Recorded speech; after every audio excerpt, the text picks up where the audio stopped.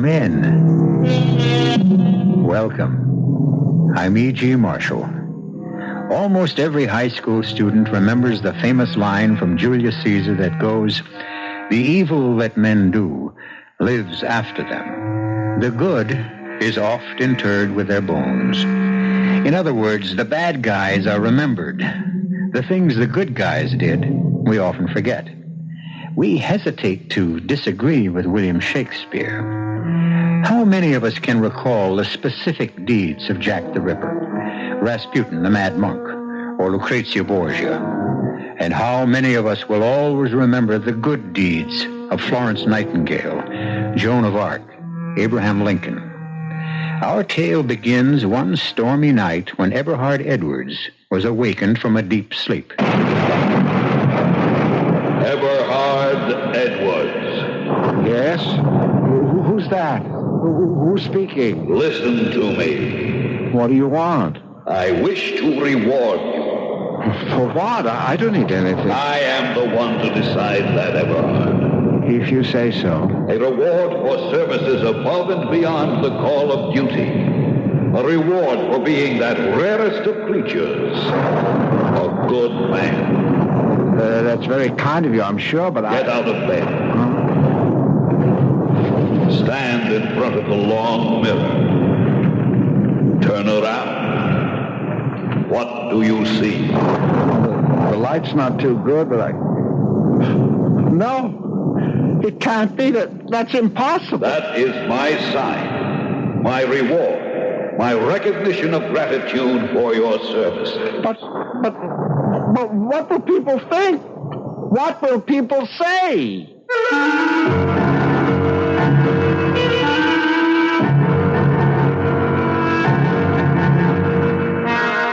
Our mystery drama, How Eberhard Won His Wings, was written especially for the Radio Mystery Theater by Arnold Moss and stars Hans Conried. I'll be back shortly with Act One.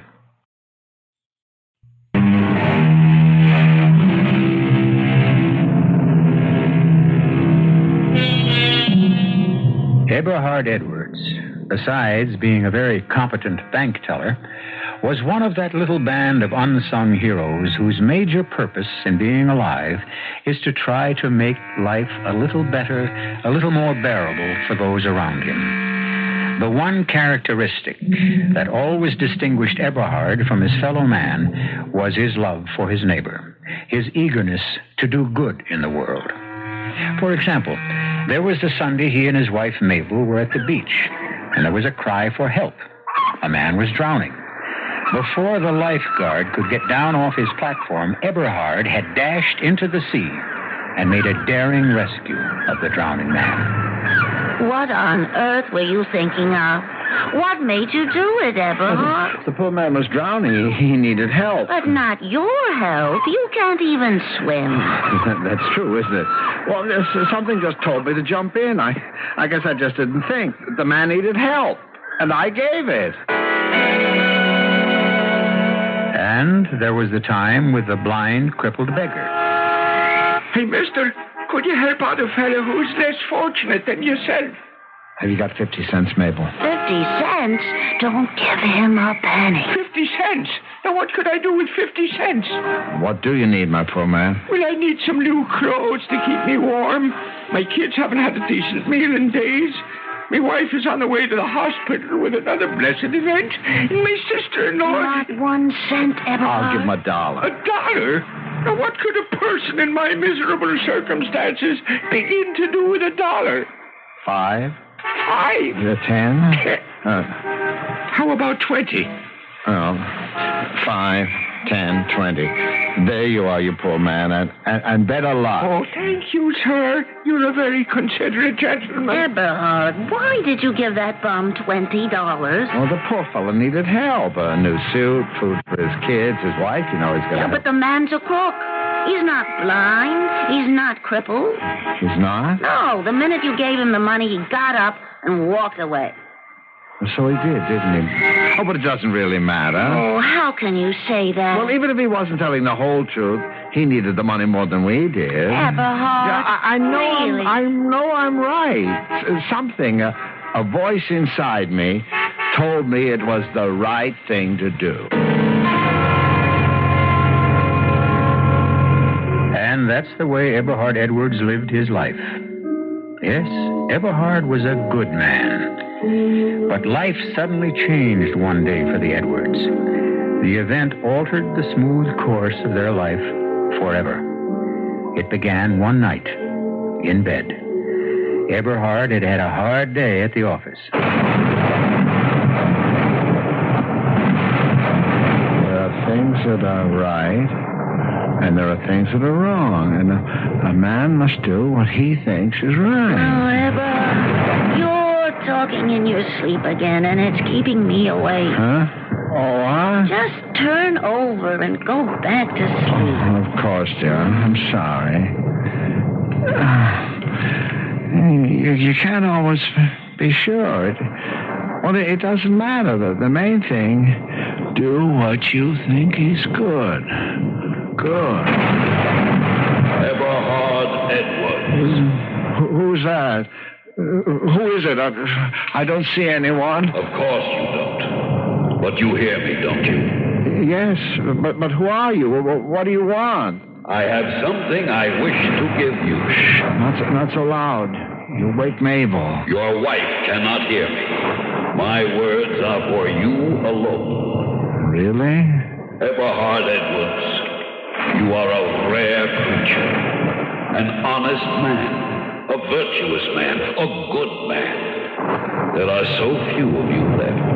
I don't think I'd go so far as to say that. It was very kind of you, just the same. And I wish to reward you. Oh, I don't need anything to show. I am the one to decide that, Eberhard. If you say so, sir. Tomorrow, when you wake, you will see what you have been given as your reward for being a good man. Well, that's very kind of you, I'm sure, but the world needs more men like you, Eberhard. Keep up the good work.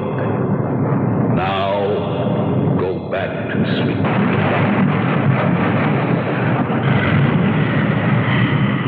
Oh, Eberhard, you're snoring again, and you're keeping me awake. What, dear? Just turn over and stop snoring. Have a little consideration. Oh, of course, dear. I'm sorry. Dear. Mabel, dear. Oh, why can't you let me sleep? Oh, there's something strange. Something very funny. Oh, what are you talking about? I'm not sure. I can't turn onto my back. Oh, why not? I don't know. Well, then turn over onto your side, and for heaven's sake, let me sleep.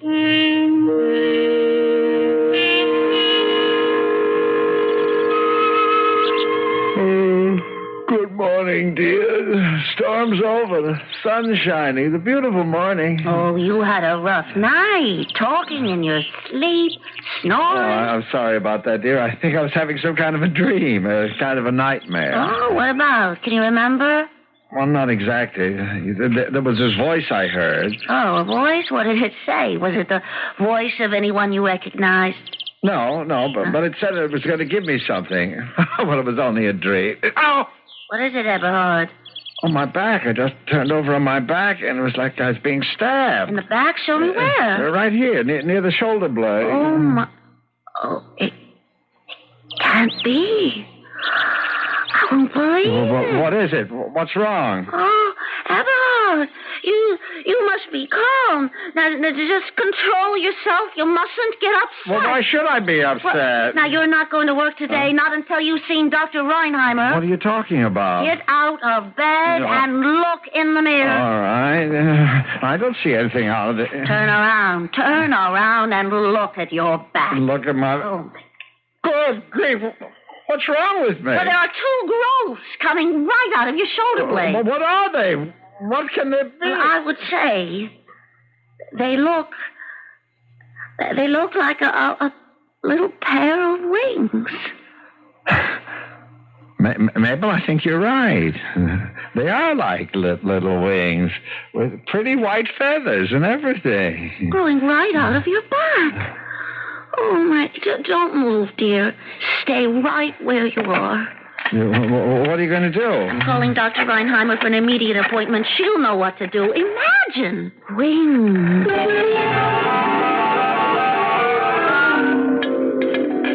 Mr. Edwards, I'm ready to give up. In the last 2 weeks, you have been given every examination known to modern medical science, every one, and there are no answers. In over 20 years of practicing diagnostic medicine, I have never encountered a single case that faintly, even faintly, resembles yours. Over 20 years. Mr. Edwards, you are a problem to medical science. Oh, I'm sorry to be so much trouble. I guess it's just something I'll have to learn to live with. Oh, no, Mr. Edwards. We can't afford to give up. Science must be served. We must keep trying. I understand, I think. And we're going to try to find out, Mr. Edwards, whether you're some sort of medical aberration. You mean some sort of freak? Well, you might call it that.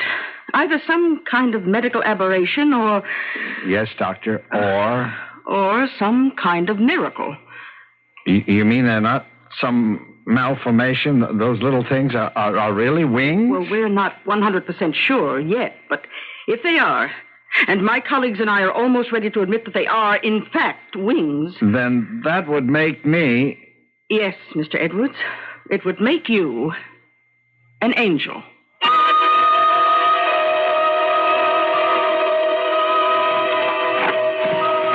Eberhard, you must stand still. Stop turning around to see how they look. Well, I'm sorry, dear. I still haven't got used to them, you know. Oh, ruining all these perfectly good shirts, to say nothing of every suit you have on your back, in a manner of speaking. Yeah, but, Mabel, dear, we had to cut those slits in the backs of my shirts. Oh, but the suits, too. Including the black mohair, it's my favorite, and you've only had it 6 years. Well, it'll just take a little getting used to, dear. Oh, it's costing us a lot more money. But you can't expect me to ride in the subway with all those crowds. They could get bruised. They lose their nice white feathers. But a taxi to and from work every day. Yeah, I know, dear, I know. Well, I find it pretty humiliating. Humiliating? Yes. Just this morning at the supermarket checkout counter, that fresh little redhead kid dared to say, "We have a special this week on birdseed, Mrs. Edwards. 5 pounds for only 79 cents. Imagine." Oh, that was only his little joke. Well, and the neighbors themselves, Eberhard, they are talking. They are talking. But they're fine people, Mabel. It doesn't hurt us. Well, some of them even think your wings are fake. That you just stick them on that way. That you're really some kind of a nut. Well, let them think what they want. Eberhard? Yes, dear? Sit down, please.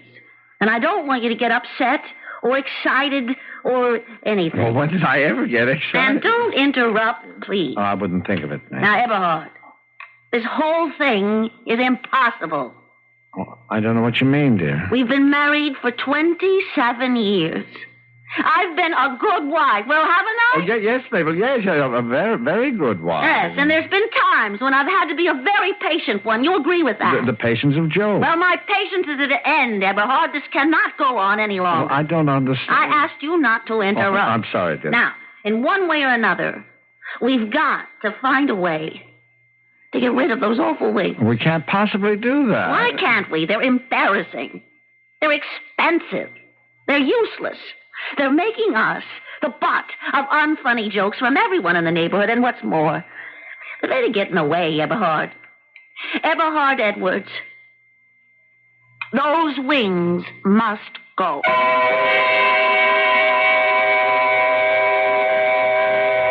The Chinese sage Confucius once said, "True goodness springs from a man's heart. All men are born good." From his heart, Confucius said. In Eberhard Edwards' case, virtue has received a little bonus, a pair of exquisite wings measuring almost 18 inches from base to tip, with the whitest, softest feathers, which Mrs. Edwards has doomed to extinction. Can she? I'll return shortly with Act 2.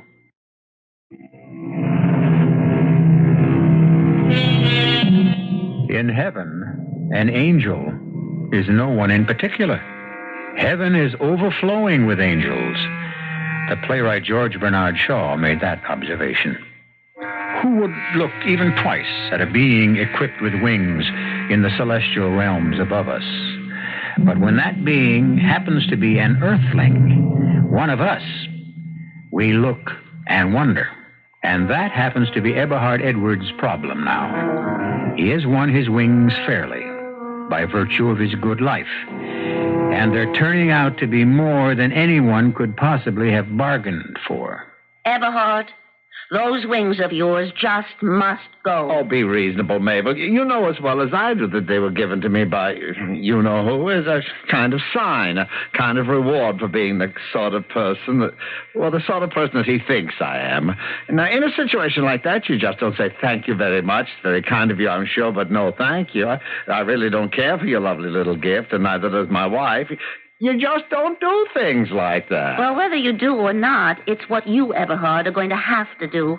I can't, and I won't live with this anymore. But, Mabel, even if I agreed with you, and mind you, I do not, because, well, I think my wings are beautiful, and I love them. But even if I did agree with you that they were a nuisance, just how would we go about getting rid of them without offending anybody? Well, surgery, I suppose. I will not consider anything that might be offensive to whoever it was that gave them to me. Well, we'll cross that bridge when we come to it.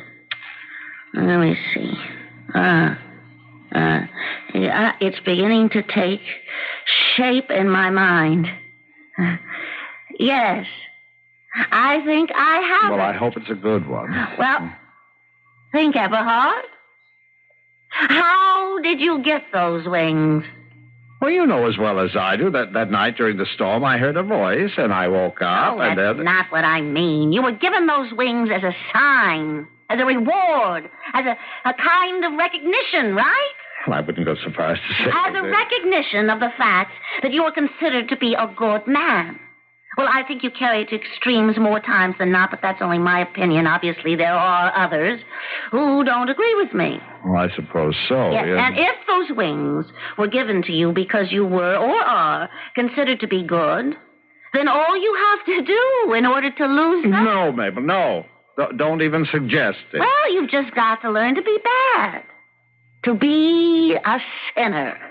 Mabel, what are you saying? I could no sooner commit a sin than I could jump over the... Well, sometimes we surprise ourselves. But to sin? Well, I wouldn't know how. Where would a person begin? Well, like anything else, I suppose. The first thing to do is to get a list somewhere of what is considered to be a sin. A list? Yeah, I have it, Eberhard. I have it. The seven deadly sins. Mabel, do you know what you're saying? Well, the 7 deadly sins, of course. How obvious. Well, what's obvious? Well, we find out what the 7 deadly sins are. Then all you have to do is to commit a couple of them, and you'll see how quick you'll shed those feathery things of yours.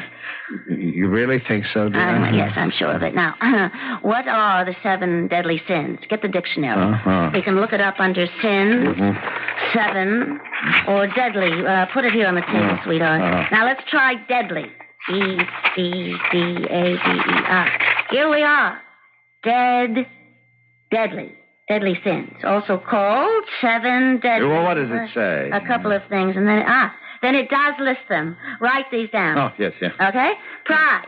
Pride. Covetousness. What's that? I don't know exactly. Just write it down. We'll find out later. Covetousness. Anger. Mm-hmm. Gluttony. Gluttony. Envy. Sloth. Well, that makes 6. And lust. I beg your pardon? L-U-S-T. Lust. And that's the whole list. 7 deadly sins. What am I supposed to do with them? Do? You commit them. Some of them, anyway. Mabel, I could. You know that I just could. It'd go against everything in which Well, why don't we begin with pride? Now, that shouldn't be too difficult. You just take on a proud attitude at the bank. That's where you can start. If it'll help, I'll run up a pretty black cape on the sewing machine. It'll help hide those things for the time being. A cape at the bank. Get an act with pride. You've just been promoted after 27 years to chief teller. Isn't that something to be proud of? Well, I know, dear, but... Well, you'll walk differently.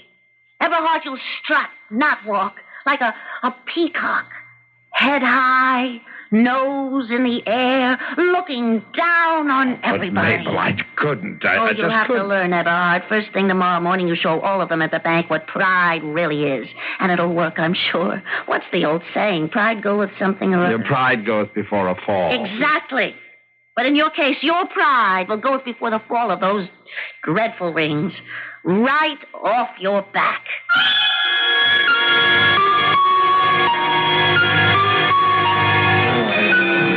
Miss McClory, may I speak to you for a moment, please? Why, sure, Eberhard. Anything wrong? In the first place, Miss McClory, I would like you to address me from now on as Mr. Edwards. But you've always asked me to call you Eberhard. You're kidding. I definitely am not, as you call it, kidding. Okay, if that's what you want, Mr. Edwards. And another thing, I would be much happier if in the future you would wear blouses with a slightly higher neckline.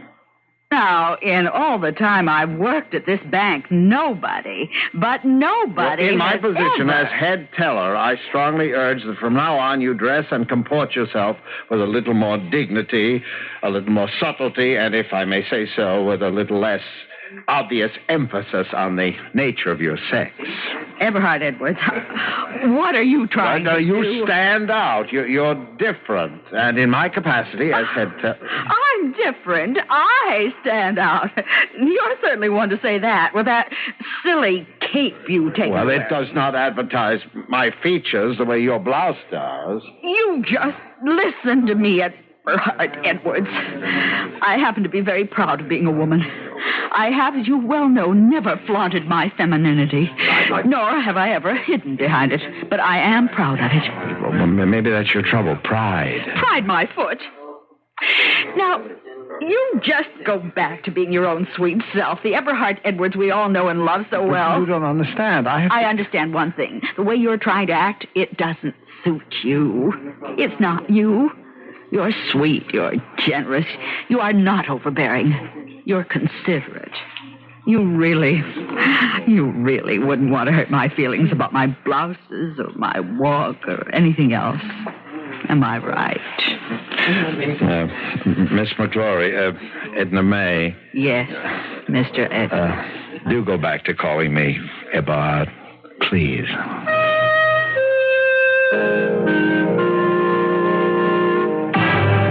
Pride, I'm afraid, is not my cup of tea. And you still have those horrible wings. Well, that's the long and the short of it, I'm afraid. Well, just because pride didn't work, it doesn't mean that one of the other six won't. We'll just keep trying. How do we have to? Well, starting tomorrow, we'll try number 2 on our list. Which is? Gluttony.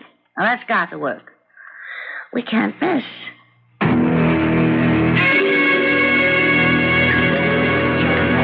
Monsieur is certain you would not like to remove his cape before dining? It's one of my, what do you call it, idiosyncrasies. Of course, monsieur. Then, to commence, may I suggest half a dozen of our luscious oysters with our very special cocktail sauce? Oh, that sounds good. Well, half a dozen for my wife. And 2 dozen for you. And 2 dozen for me. But, of course, monsieur. For the fish course. No soup? Stupid of me, madame, but of course. I would recommend our soup à croissant, watercress soup. Very light on the stomach, of unsurpassable flavor. Well, I'll skip the soup, but you have it, dear. Well, I think I prefer a good hearty soup, something that'll stick to my ribs, like a rich, heavy bean soup. Oh, but certainly, monsieur. Shall we then omit the fish since we are having a heavy soup? Oh, my husband adores fish, don't you, dear? I understand. Our chef is especially proud of the magic he creates with the filet of salmon. Well, 1 order for my wife, 2 for me. Oh, but of course, monsieur. Now, for the main course. How's your roast beef tonight? Roast beef? Oh, but excellent as always. Mm-hmm. A small portion for me, medium rare, and the special extra cut for my husband. The special extra cut way over £2. Well, I'd like it rare, with a bone, please. And a double order of your hash brown potatoes, carrots, peas, and green beans. Oui, monsieur. We skip the salad. What kind of a meal is it without a salad? Certainly salad. A big chef salad, huh? You and Madame will share one. No, one each. Make mine extra large. 2 chef salad, 1 extra large. And I think we'll wait till later to order dessert. You have so many tempting ones, I find it difficult to choose. Thank you, monsieur. I will send the wine steward to your table immediately. How am I doing? Wonderful, Eberhard. I'm really proud of you. But you know, it's not just enough to order. To be a glutton, you have to eat what you order. Oh, don't worry. I can handle it if my wings must go. Madame, your oysters. Half a dozen for Madame, and for Monsieur, 2 dozen. Good appetite, Monsieur. And, if you will permit me to say so, the very best of luck.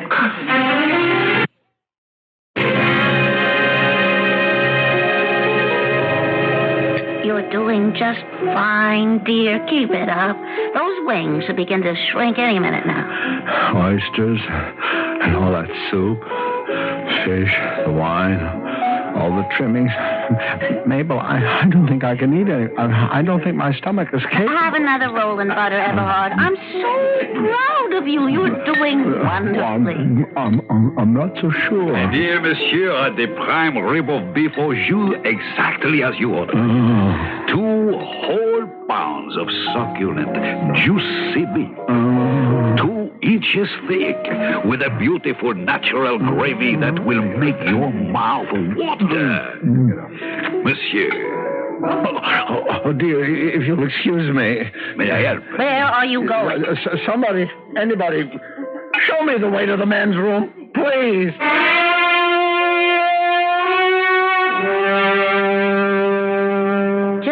Keep the thermometer in your mouth a few more seconds. Everything's going to be fine. I'm sorry I let you down, dear. I meant well. Yeah, I know, dear. Not quite 101. Not too bad. Oh, I guess I was never cut out to be a glutton. I wouldn't care if I never ate anything ever again. I feel terrible.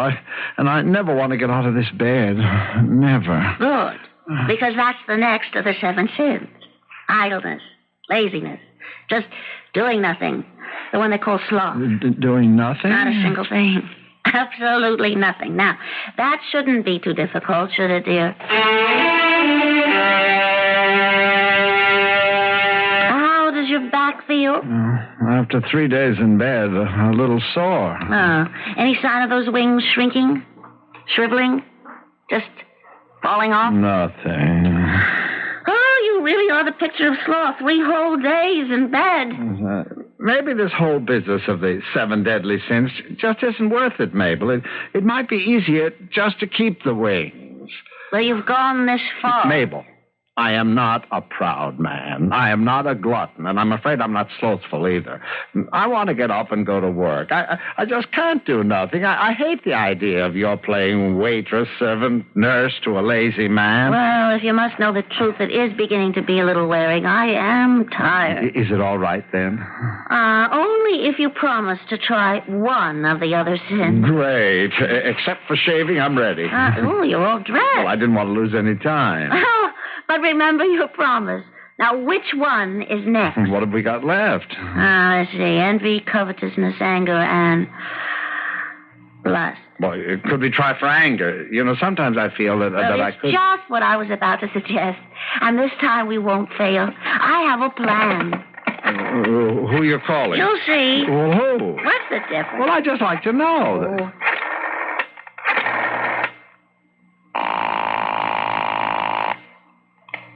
Hello? Who's that calling?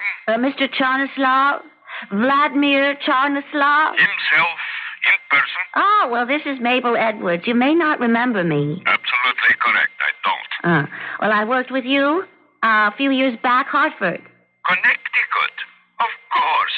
I remember the voice. The young lady who was so young-looking, so pretty, and already so untalented. Oh, you always had your little jokes, Mr. Charnislav. What can I do for you? Well, if I could come to see you, I have a little problem. And I'm sure you'd be able to help. Could I have one small hint? Well, it would take too long to explain. Would you be free any time this afternoon, say 3 o'clock? You have my address? I do. And thank you so much.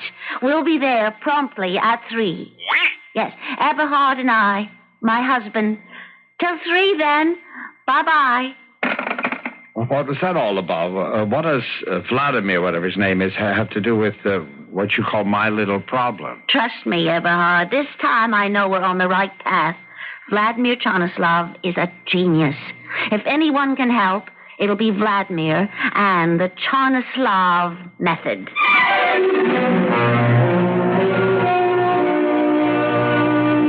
We all know it's not an easy thing to be good.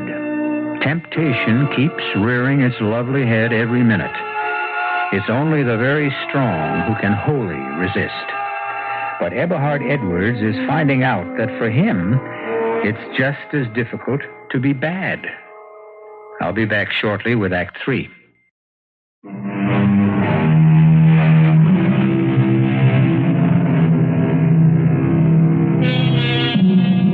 There was a popular song many years ago that went, "A good man is hard to find." And we won't argue the point. It's true. But suppose that good man or woman were you. What would you do if some power chose to grant you a beautiful pair of wings? Live with them and enjoy them? Or try, inoffensively, of course, to shed them? Eberhard Edwards is doing his best to lose his, but so far with very little success. Mr. Chanislav, Mabel says you're a genius. That's quite true. Well, we want you to teach him how to be angry. Angry? That's all? Yeah, but really angry. From, like you used to tell us, from the pit of the stomach. My wife has the idea, Mr. Chanislav, that if you can teach me how to be angry, not pretend to be angry, but really genuinely furious, it would help me to lose something that I've been trying to get rid of. Your inhibitions, no? Well, that and a little bit more. Yes, I understand. Very well. We begin. First, would you kindly remove that cape you're wearing? Oh, you couldn't do that, Mr. Chanislav. There's a very good reason. I see. Well, then, take off your tie, open your collar. Now remove your shoes. All right. Oh, that's very good. Good. Now, if you please, lie down here on the floor. On the floor? Do as he says, Eberhard. Yeah.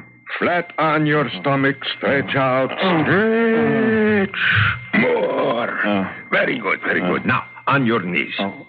Like this? Good. Now, listen carefully. You are a strong young lion. I'm what? Don't interrupt, Eberhard. A young lion. You are in a clearing in an African jungle. You have been starving. You have hunted for days for food. You have just succeeded in catching your supper, a small gazelle. You're about to eat your supper when you see a strange young lion approaching. He comes quite close. You look into his yellow eyes. You see there the look of hunger, of desperation. He reaches out one huge paw to take away from you your dinner. At that moment, in your blind fury, your uncontrollable anger, you shake your mane wildly, look that other lion in the eye, and you let out a bellowing of hatred, a roar of frenzy. Roar, Mr. Edwards, roar! Do as he says, Eberhard. Let yourself go. I don't know how. It's very simple. Just roar! I'm sorry, Mr. Chanislav. We try something else. Stand up, please. I never was very good at impersonating. We try one more time. The Chanislav method has never failed. Mr. Edwards. Yes? You might as well know the truth. I am madly in love with your wife. I have been since the first time we met. I love her, and I am man enough to hold on to her. But you, Mr. Edwards, you are nothing. And to show my scorn for you, this. Oh, you hit me. Right in the face. You like to make something of it? Oh, you poor man, to be so carried away by your emotions that you Well, would... what are you going to do about it, Eberhard? What else is there to do? Poor Mr. Chalmers, I turn the other cheek. Strike me again, if you like. Huh? Oh, I give up. For the first time, my method has failed. Leave my studio, both of you. But what you said about yourself and my wife... It wasn't true, of course. It was part of the method. Well, I hope you'll excuse me for everything. I just find it impossible to get angry, mad at anybody or anything. I'm sorry I let you down.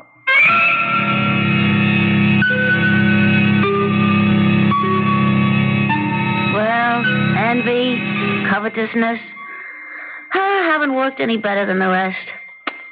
There's only one more left to try. The one we've been saving for the end? Lust? Yeah, Eberhard. I know how reluctant you are to try it. But it's our last chance. Oh, I know. How about going to some of those, movies? There's a whole page of ads in the paper. Or buying some of those magazines. Well, there's got to be something better, surer than that. Like what? Something where I'd be more directly involved. Eberhard. I'm ready to give up the whole idea, you know. We've gone this far. No. We must go through with it. I'm sure you'll find a way.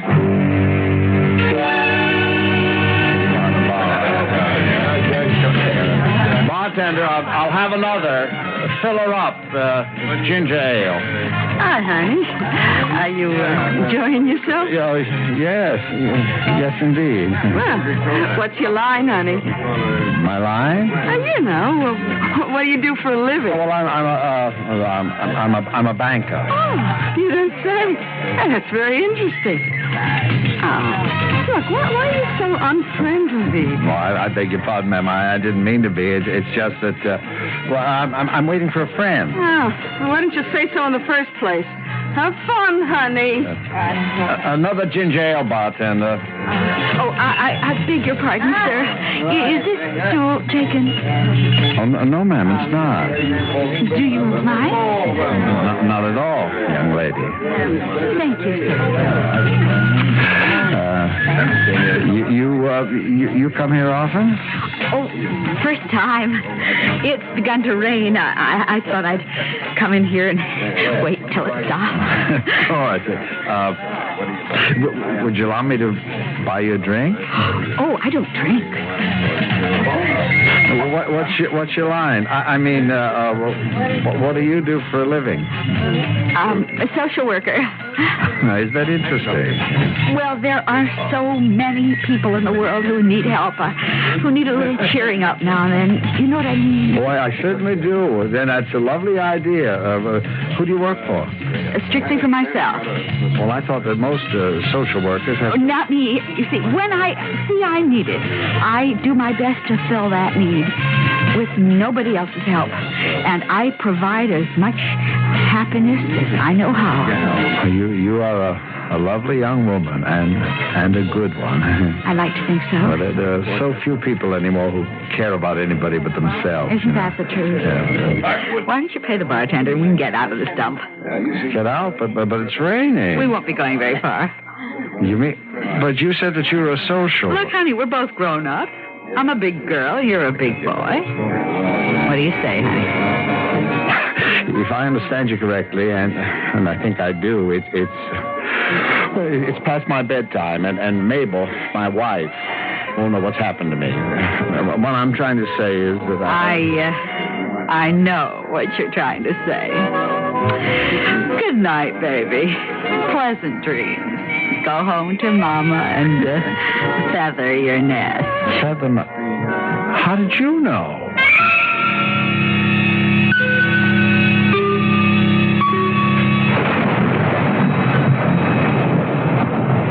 I told you the whole story, Mabel. That's all there is to it. Oh, would you move over a bit, dear, onto your own side of the bed? Oh, I'm sorry, dear. I was no better at lust than I was at anything else. I tried. I really did, but nothing came of it. I just couldn't. I know, dear. Mabel, you're very sweet. Good night, dear. Good night. Eberhard Edwards. You? Again? Do you hear me? Oh, yes, indeed. What, if I may ask, have you come to see me about this time? The little matter of your wings. Well, I meant no offense. Believe me. In trying to lose them, I was just... Well, you see, they were beginning to be... I understand very well, Eberhard. You are a very good man. I am going to do something for you. You are? To show my special appreciation. You will no longer be troubled by your wings. Thank God. Thank you. Watch. No. I can hardly believe it. Mabel, wake up. My wings, look. Oh, well, you're talking and you see... No, look, Mabel, no wings. They're gone. Oh, isn't that... What do you call that? What? Around your head. That circle of light. Eberhard, you've been given a halo.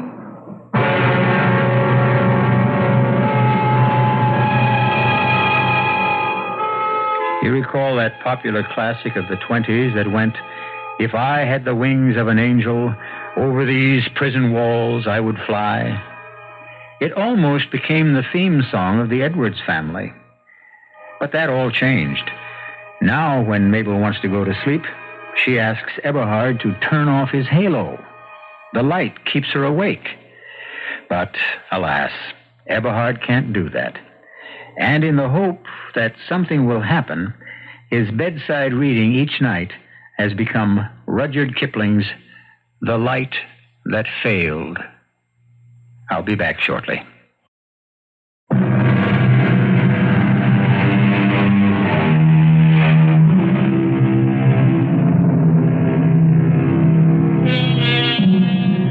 The fable you've been listening to had no gore, no vampires, no mad scientists, no men from Mars.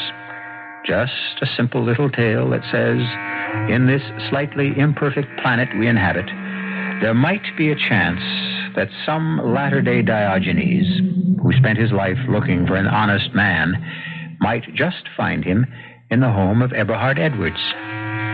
Our cast included Hans Conried, Marian Hailey, Jackson Beck, Bryna Raeburn, Martha Greenhouse, and Arnold Moss. The entire production was under the direction of Hyman Brown. And now, a preview of our next tale. Well, Mrs. Desmond, I'm sorry you did not heed my warning. Oh, no, please don't come back. I've not been away. But I don't want to talk to you. It was bad enough that you upset me, but you had no right to bother my son. It was you who interfered, Mrs. Desmond. You and your husband. You spoiled it all. I was trying to save your son before this happened. Nothing has happened, Mrs. Probush, and I won't let you alarm me anymore. But you are alarmed, Mrs. Desmond, and well, you might be. Why did you let him go? See, they're already out of sight, and if you don't act quickly, you'll never see either your husband or your son again. This is E.G. Marshall inviting you to return to our Mystery Theater for another adventure in the macabre. Until next time, pleasant dreams.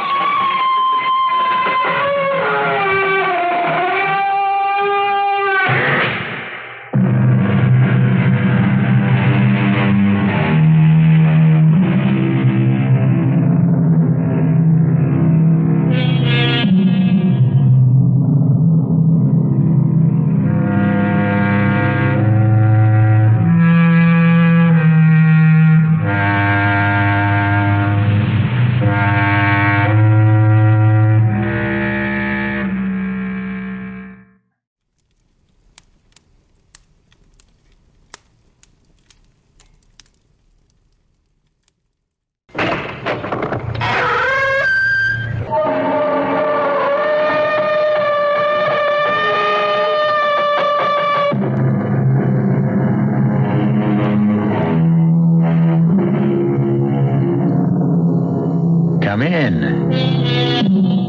Welcome. I'm E.G. Marshall.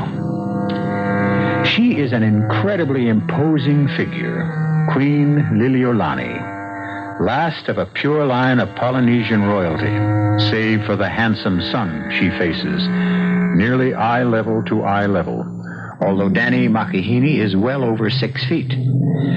Always a woman of Amazonian proportions, middle age has blown her to gargantuan size and girth, and her anger and emotion is as monumental as the rest of her. Marry a Hailey?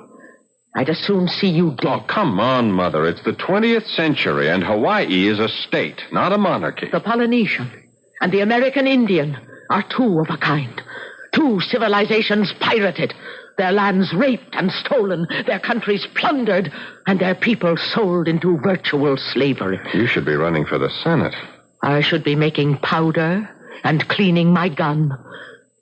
For of all the Haoles on this island, the most repressive, imperialist, surrogate king is Carter Bradley. And my son will marry his daughter only over my dead body. Mother, I've never seen you like this. You're always so reasonable. You are betrothed to Taormina. We haven't really seen each other for over 7 years. She's more like a little sister to me. I know more than you do, my son. For all your doctor's knowledge, I beg you not to tempt fate. The gods have been angry enough for years, and my inner senses tell me what you plan will bring a great auai down upon us. I see a raging disaster already set in being that no human being can stop.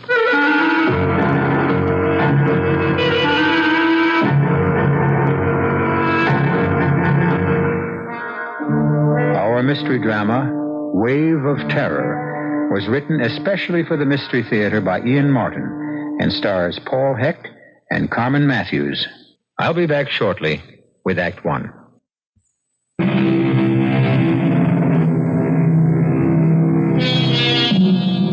When she mentioned disaster, Queen Liliolani could not have sensed the extent of the Holocaust, which was to change so many lives. For at the moment she spoke, out of some alluvial fault in the great Alaskan ridge, the earth boiled from its guts like a volcano, throwing up great mountains of lava, displacing trillions of tons of water that formed a great tidal wave, traveling unnoticed beneath the surface, rushing southward at a speed of up to 500 miles an hour towards the first landmass in its way, the islands of Hawaii.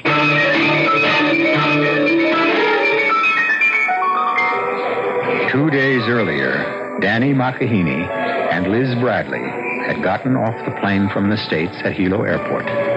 Danny, tall, nut brown. Liz, a blue-eyed, sun-bronzed, typical California girl. God and goddess with a special shine, the shine of love. But despite the message of their eyes and their faith and assurance, their homeland has brought them a cloud of uncertainty. I'll manage somehow, Danny. Dad's tough, but I can usually break him down. Yeah, so is Mother. I wish I felt as sure of her. She has a genius for getting her own way. It's a habit of royalty, and we're both children of royalty. Only yours is for real. So is yours. Mine is just tradition, but yours is force majeure. Mother is a queen by birth. Your father wears his crown by owning half of Hawaii.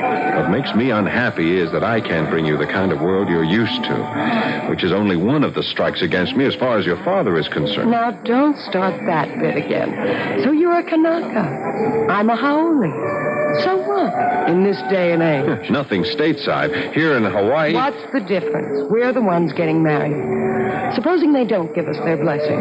It's up to you and me, isn't it? Oh, honey, of course, except... maybe I'm still part heathen after all. Without my mother and your father's blessing, I have a... Now, for all my liberal arts education and medical school, I still can't explain it with anything but a Hawaiian Polynesian word. I have a mea mea. That's just plain superstition. No, it's an uneasy feeling. But if it has an explanation, it goes away. Big difference. Welcome home. darling, we're borrowing trouble. Let's just go home and face up to our parents, and maybe there won't be anything. I only want to make it as easy for them as it is for us. I love you. And I love you. It's as simple as that. So just kiss me a short goodbye, you big worrywart. When did I have to be asked? What is it? First rift in the loot. Your ex-rival, Dr. Peter Hughes, is heading straight for us. How'd he get through customs? The Bradley name. The key that opens all doors. Funny Dad isn't with him. He's probably too busy reigning. What? Isn't that what a king does all day? Aloha, Elizabeth. Danny. Aloha, Pete. What's the matter with Dad? Not a thing. Then why isn't he here to meet me? He got tied up in some business. Am I such a bad substitute? Of course not. I had a feeling I was something of a letdown. By the way, Danny, Queen Liliolani and that exquisite intended of yours, Taormina, are waiting for you outside. Oh, I'd better make tracks. Mother doesn't like to be kept waiting. And I'd better get Elizabeth into the helicopter. Mr. Bradley is a little impatient himself. Will I be hearing from you tomorrow, Liz? I hope tonight.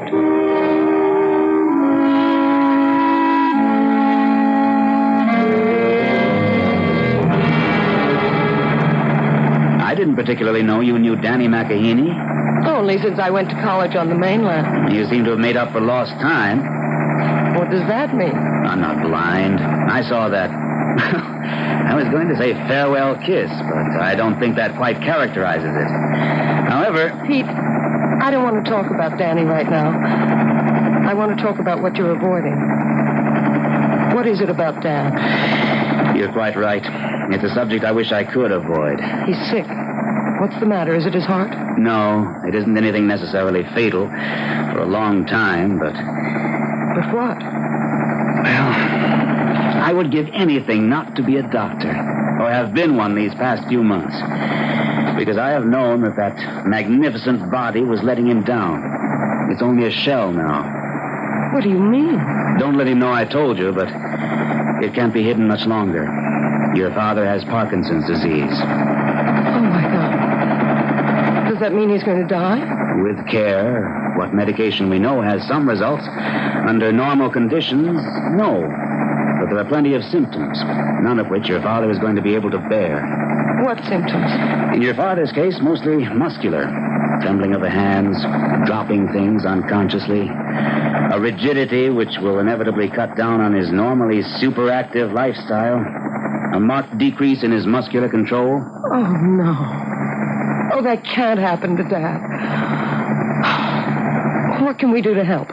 Some drugs. A fortunate remission in the disease sometimes. Most of all, trying to avoid emotional excitement and fatigue. Welcome home. I had to tell you. Especially since... Why stop now?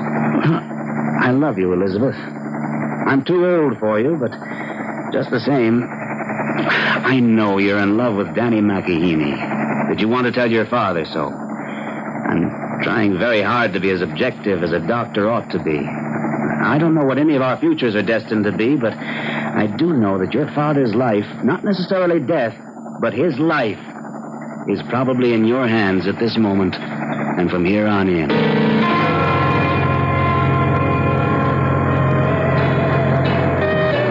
What's the matter? Don't like me anymore? I love you, Tao. As a little sister. I always have, and I always will. But you know the meaning of luau tonight. Yes, Taormina, and I am ashamed. Please. I know you want to marry our only girl. I can't help myself, little sister. I love her. The Queen will never allow you. I need Carter Bradley's consent more than I do my own mother's. And if you do not get it? And to hell with the past. We will buy our own future. And nothing and no one can stop us. Elizabeth! Dad! Daddy. You can't know how good it is to see you. By damn, you're more beautiful than ever, and you look just like your mother.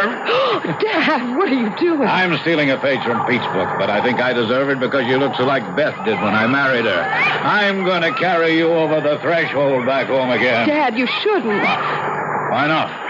Well, I'm not such a little girl anymore. Oh, nonsense. Light as a feather, which is just what you are.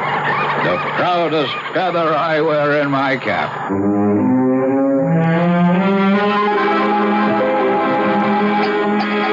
Damn, I'm sorry, Elizabeth. Did I spill? No, Dad.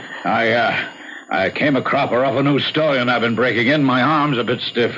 You all right? Oh, now you're home. I have a few bruises here and there, but I can shake them off the moment I see you and Pete happily married.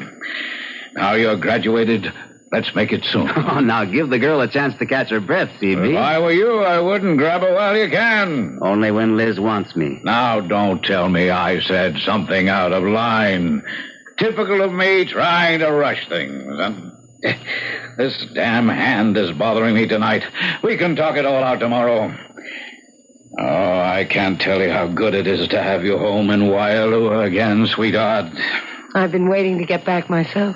It's a cold old house without your mother. You are my one hope for Waialua's future, and have always. A lot of responsibility to put on a daughter's shoulders. But since I have no son left, I know you won't fail me.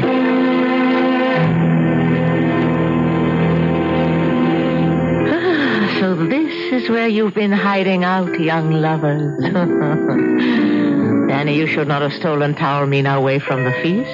I was the one to need to speak to Danny alone. Thanks, Talbot. I can speak for myself. There are too many words in the world. Let us just thank the gods for what little we have. We are a dying race, my son, but still a proud one. You and Tau can keep us alive. And I thank Oro and Tane and Taora that the moment is almost here. Almost here? You are a doctor now. Now, the wedding ceremony need wait no longer.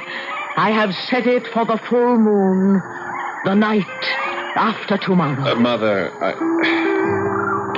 Mother, Taormina and I will not be wed.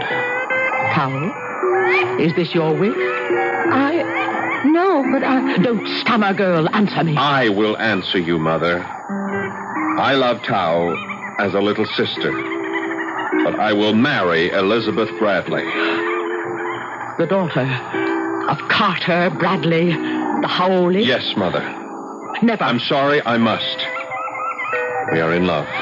He won't let you. How can he stop us? Then I will. If I have to call on all the ancient gods... Oh, please, Mother, I no longer believe in magic, alui, or any superstitious curse that could harm me or Liz.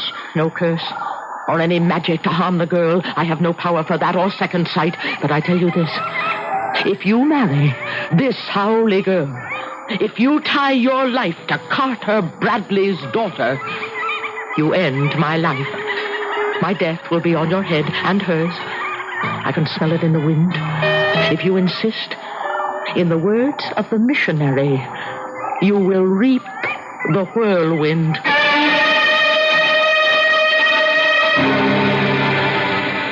Queen Liliolani could have had no specific foreknowledge of the Holocaust in store. Carter Bradley, absolute monarch, whose magnificent physique is betraying him, and whose weakness will lead him back to old sins. None of our characters can yet know the cataclysm of nature which is to affect their lives. I shall return shortly with Act 2.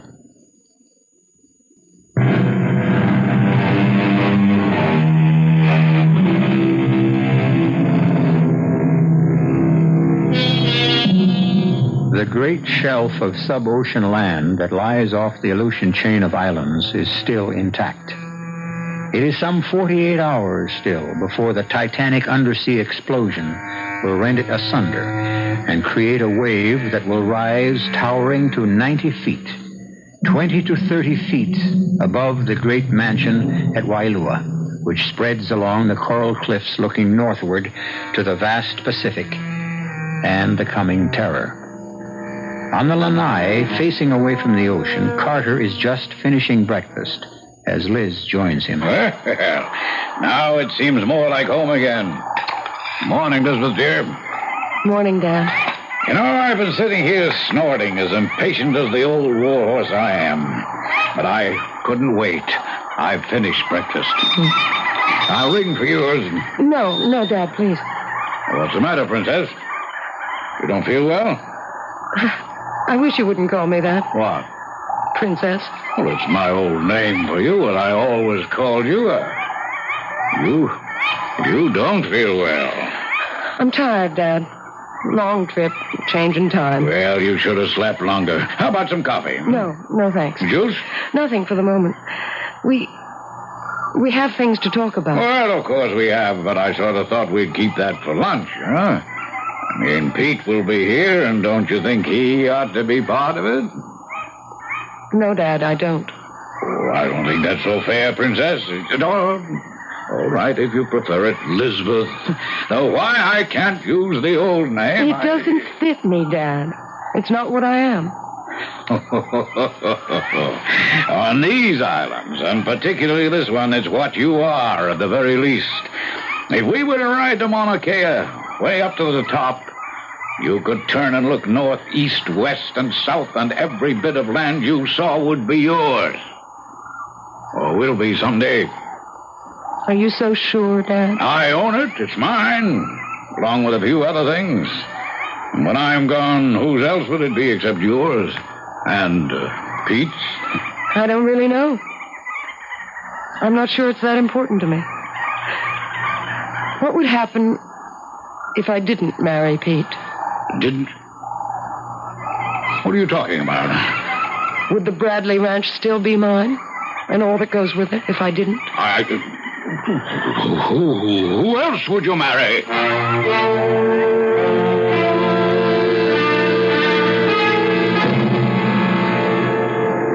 I didn't expect you up so early, my son, after the long trip and the luau. It was a perfect morning for surfing. When the sun rose, I saw those easy rolling 4-footers, and I grabbed my board and took off. Happy to be home again, in your own land. Yes, in a sense. Cutting across those waves out there gave me back not only my sense of balance, but just my own plain good sense. I'm happy to hear that. Then today, we don't quarrel. That's up to you.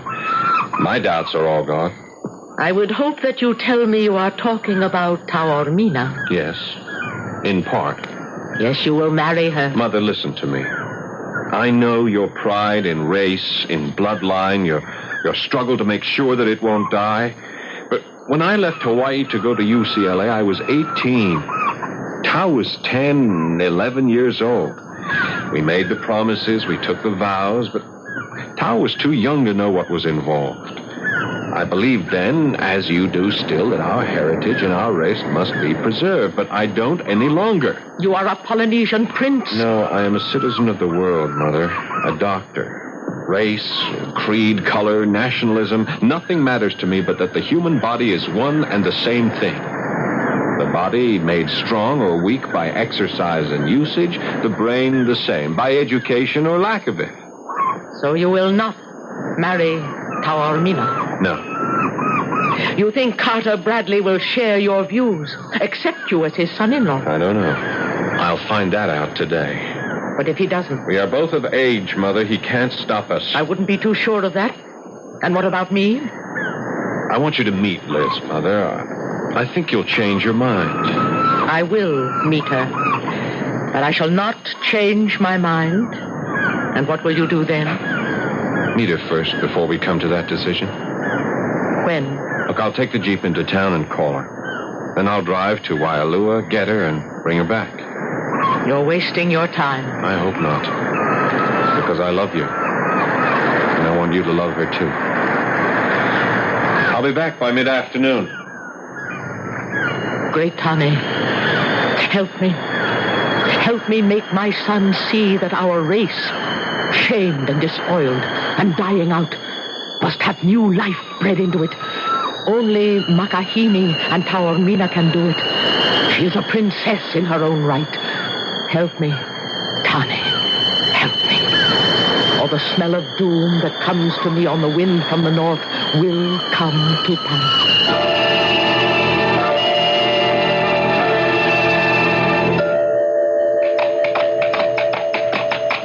Hail, boy.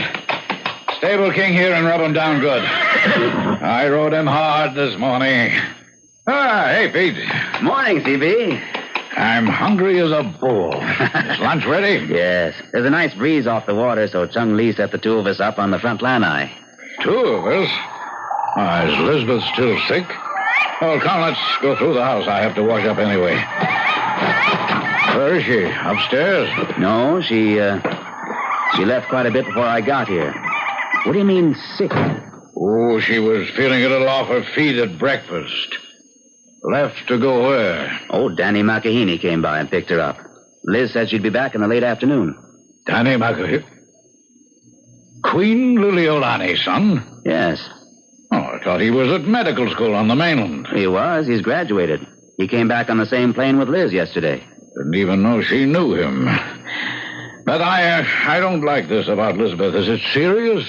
In its own way. I was going to let her tell you herself, but maybe as your doctor, it's better if I do it instead. Oh, come on, man. Come on. Get it out. What is it? Well, let's sit down for a minute.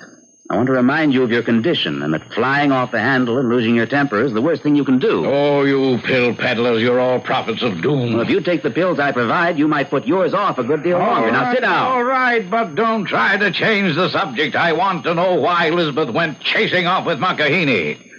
Did they go surfing? Not exactly. Damn my eyebrows, you're a calm enough lover, Pete. Your fiancée goes herring off with another man her first day back home, even if he is just a Kanaka beach boy, and you just let her go. First, she left before I got here. Second, he is not a Kanaka beach boy. He's a colleague of mine, a doctor of medicine. And lastly, Elizabeth is not my fiancée anymore. What? How do you know? Where did you find that out? Yesterday, when I brought her home. You turned my daughter down? No. I should have, really, in the first place. I'm far too old for her. Oh, rubbish. Well, I'm not marrying her, CB. And you're not fooling me one bit, Pete. You're still as much in love with Elizabeth as you've always been. I smell a rat, and I'll bet it's Makahini. Is that it? Is that it? Where did they go? To see the Queen. I imagine to ask her blessing. To get married? My daughter and a beach boy? Now, stop talking about Danny like that. And don't get all worked up. It's bad for you. Oh, I won't get worked up. First of all, because it's just not going to happen. There'll be no marriage between them, because if she doesn't stop it, I will. By God, if he has much as dares. It's all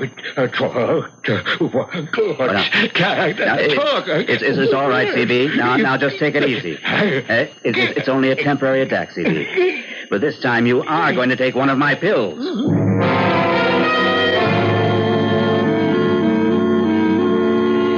I'm sorry, my dear.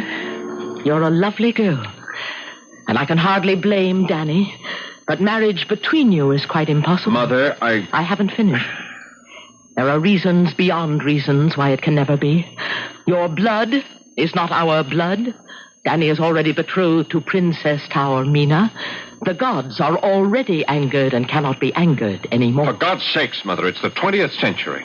And you are as intelligent and well-read and educated as any woman I know. Stop acting like some old ignorant witch. I am acting as I must, because within me are ancient chords which sing of death and certain doom for two people.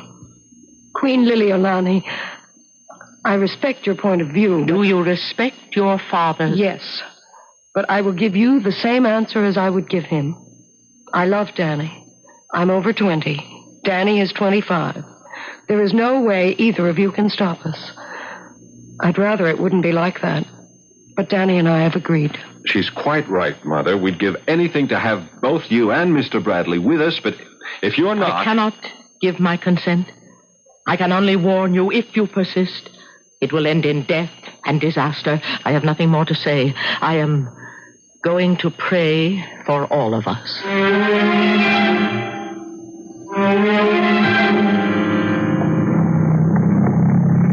Liz. We're almost all the way home, and we still haven't decided just how we're going to go about it. I know, Danny. It's just... I don't think we can rush it. Not right now, because of Dad. If you want to back out, I'm not holding you to anything. Oh, darling. Darling, don't do that. Honey, I hate to get long-winded or go chucking my medical knowledge around, but Parkinson's... I mean, it can and almost always is a long, long process. He's going to need me. I mean, really need me for the first time in his life. It's a life that could last another 20 years. Are you asking me to wait that long? No. No. Because there are other... Oh, Danny, I'm so tired, and I just can't think, and we're home. Give me till tomorrow, at least. Sure, of course, darling. It's only, well, I'm under some pressures of my own, and if I can't have you, well, I won't break my mother's heart or Tao's, and tomorrow night is their night. I'll talk to Dad tonight. If I can't convince him, we'll be on our own. Why not let me do it? I'm the one seeking your hand, if not your fortune. I mean, it's up to me. All right, if you... What is it? Pete. He looks as if... Hello, Danny. Elizabeth. Where's Dad? Inside. But, Danny, Liz, if either of you want to talk to him about you, as a doctor, I'd say now isn't the time. What happened? I made a judgment. I thought maybe I'd better tell him about you, too. Did Liz tell you about his... Yeah. Did anything serious happen? No, Danny. MD to MD, you know how it can go. Yeah. He got a bit emotional and suffered some speech impairment. He's all right now, but I wouldn't advise any further. Yeah, quite right. I'd better duck out fast before he sees me. I'll be in touch tomorrow morning, Liz. Keep your chin up, eh? No real worries about your dad. Right, Doctor? Right. Just us. This, too, shall pass. I love you. Till tomorrow. Me, too. And forever. That, too. Aloha.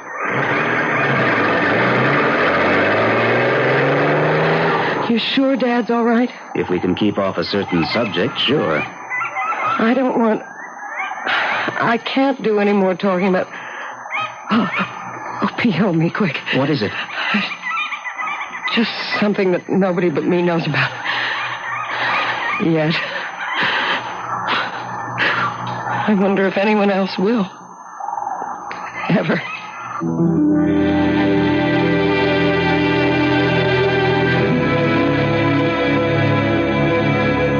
What new factor could enter a hoped-for marriage which already appears to have everything against it? And what is the meaning of Liz's cryptic statement, expressing a knowledge that only she has and no one else may ever know?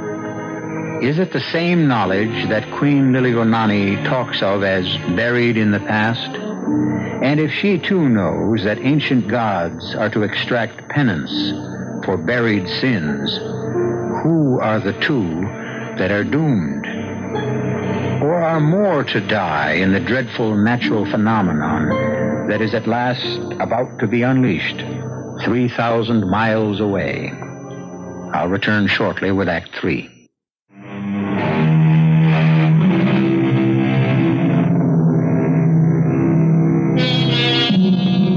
At exactly 8:42 the following morning on the island of Hawaii, two final ultimatums were issued by two irate parents. One of them by Queen Liliuonaoni to her son. The gods have been angry enough for years. My inner voices tell me what you plan will bring a great Aue upon us. I see a raging disaster will be set in being that no human being can stop. And Carter Bradley to his daughter the next morning, completely recovered through rest and medication for the moment. Let's get one thing straight, Princess, and don't interrupt me. I use the old name deliberately. On this island, we are the royalty. And I'm warning you one thing right now. Go near that Makahini Kanaka again, or let him come near you and I'll shoot him down like a dog. I mean that, Princess, as God is my witness. No one or nothing can stop me from doing as I want on this island. Whether it was sheer coincidence or whether gods, ancient or contemporary, took offense, this was the moment the Titanic explosion occurred, hurling trillions upon trillions of tons of water at breakneck speed above the ocean bed. Within 6 hours, it would hit the north shore of the island of Hawaii head on. Whether guided by sheer accident or supernatural design, the devastation it would leave in its wake would be, to say the least, supernatural.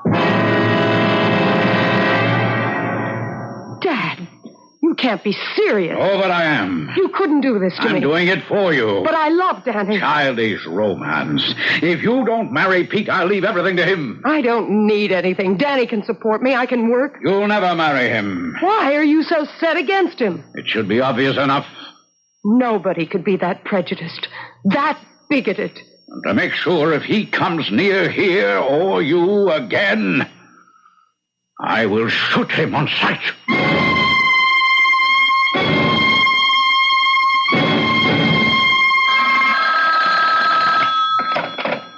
Dr. Hughes? Pete, it's Dad.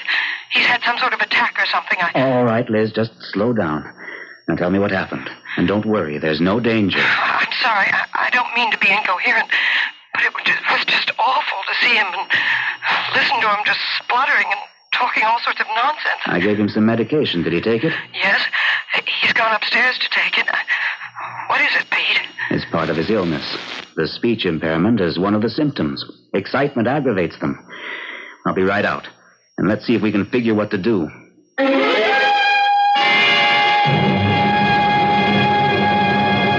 I've given him a sedative that'll keep him quiet for a couple of hours.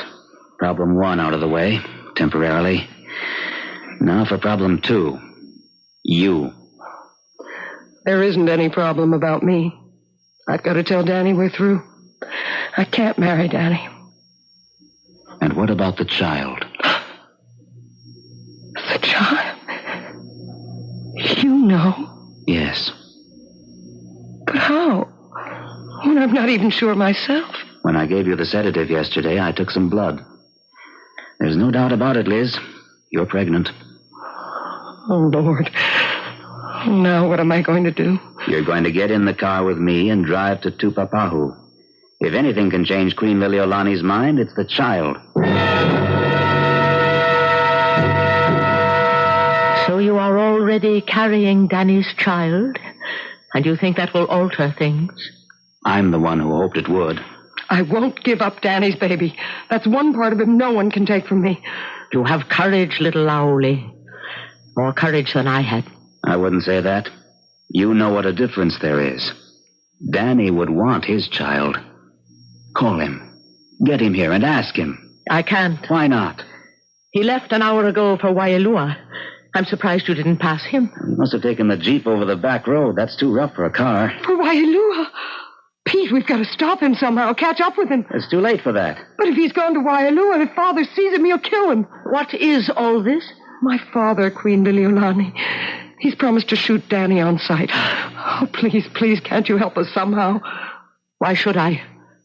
It could be your son's life.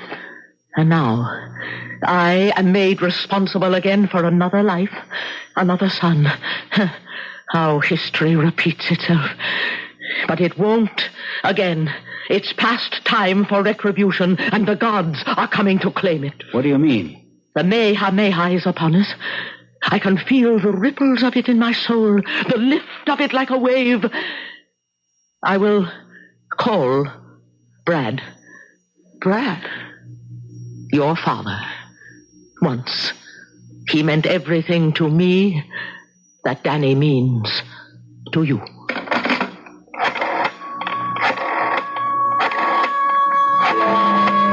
At the moment the Queen lifted the phone, a tanker plowing across the North Pacific lifted ever so slightly on a 5-inch surface swell. That was the only sign of the gargantuan tsunami, the dreadful tidal wave which swept by at the speed of sound, hurtling toward the north shore of Hawaii. There, its monstrous energy would pile up the waters to a height of over 80 feet, driving inland till its force was spent, to be sucked back with such diabolic speed that it would carry away everything in its path. Yes? Brad. It's Lil. Lil? For Pete's sake. How many years? 12, 13. You sound just the same. I don't look it. How are you, Brad? Oh, I don't know, Lil. I'm not the man I once was. You'll never change. Certainly not for me.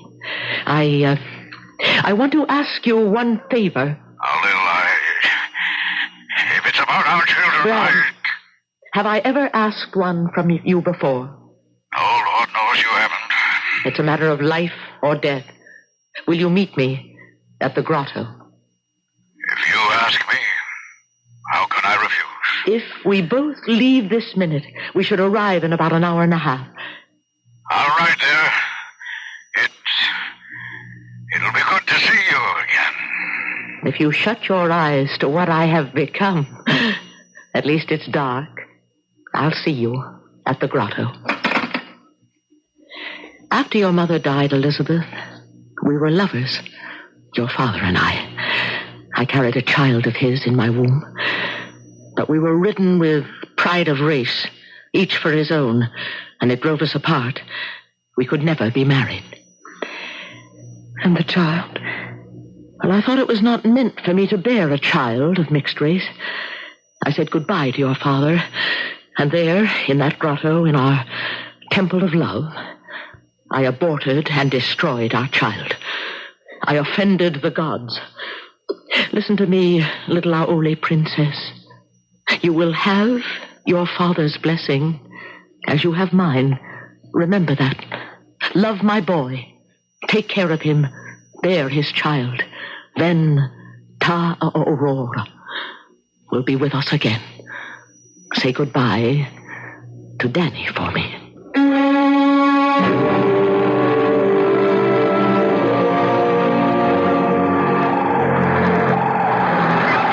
I cannot urge any longer, Brad.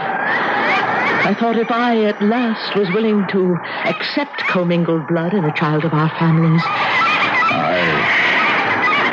I can't help myself, Lil. I am as I am. I cannot accept any child of my daughter's with mixed blood. And so you want to kill my boy?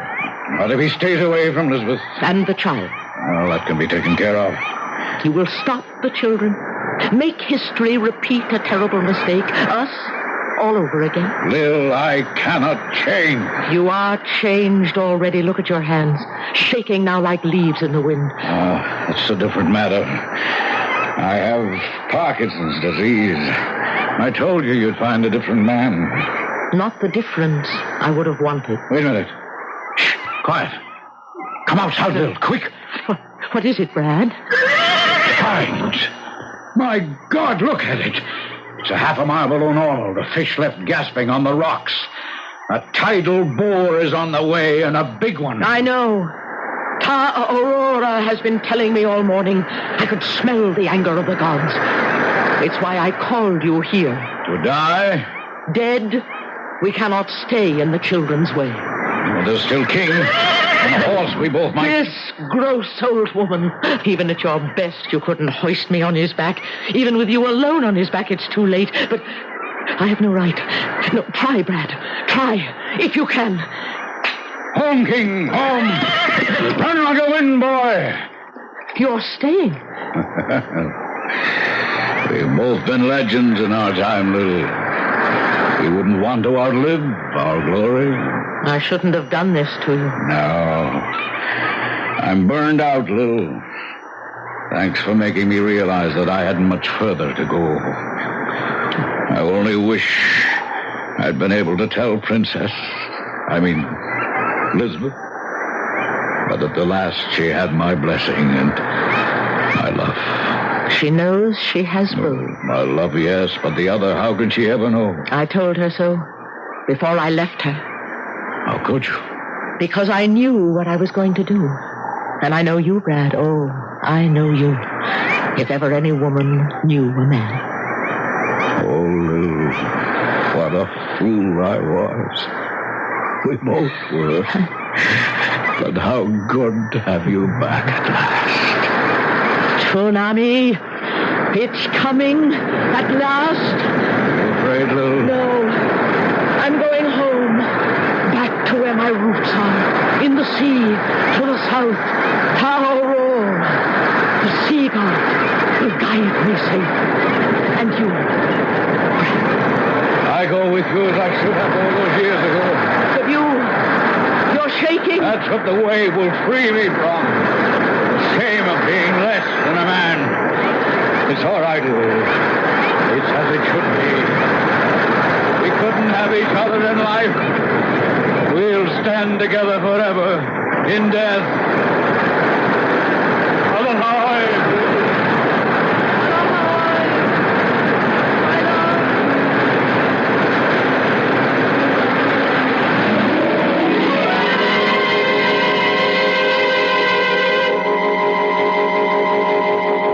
The inexorable incoming march of the water did little damage compared to the outgoing surge, which sucked everything into and away with it, like some colossal, unimaginable vacuum cleaner.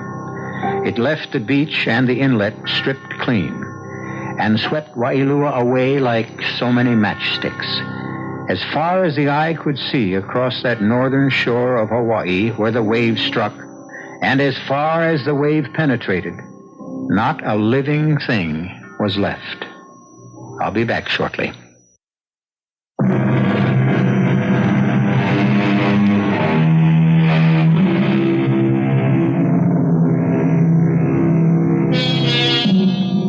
Danny and Liz were married very quietly. There was no formal funeral either for Queen Liliolani or Carter Bradley. Only a memorial service.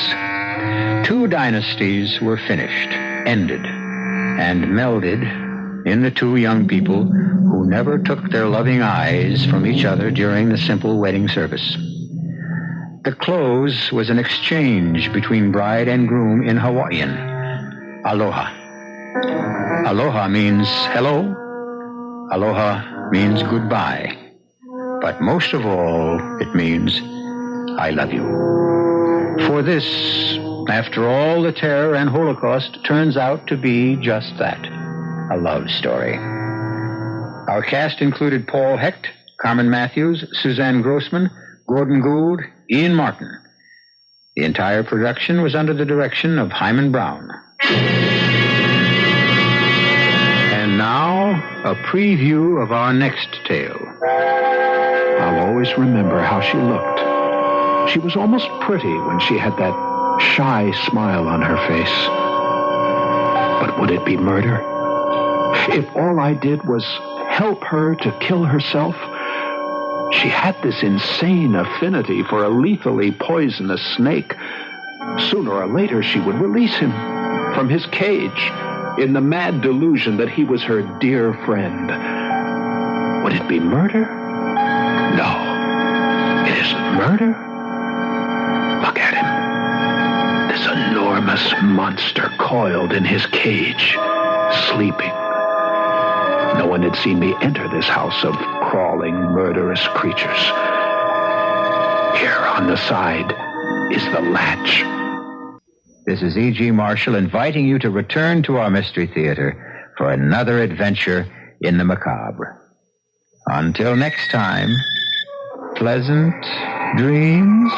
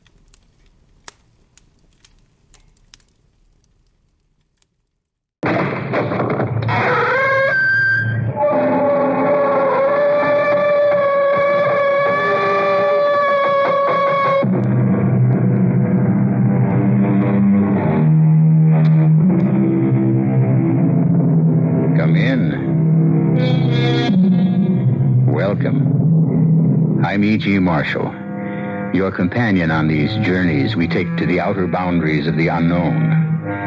Perhaps the greatest unknown of all is not what exists out there in the nether regions of distant space, but that which beats constantly inside each of us, the human heart. The human heart. It's both a tangible physical organ and also a mysterious, incomprehensible force. Yes, it's the brain that weighs, assays, analyzes, but in the end, it is the heart that decides. And each of us may be surprised by the decision of his heart, because the heart has its own reasons. What is it, darling? Wild animals, Edna. Wild animals, and poisonous snakes in particular, make me nervous. Darling, he's safely behind that glass cage. Isn't he beautiful? Such elegance. He is a symphony in beauty. And death. I dare say.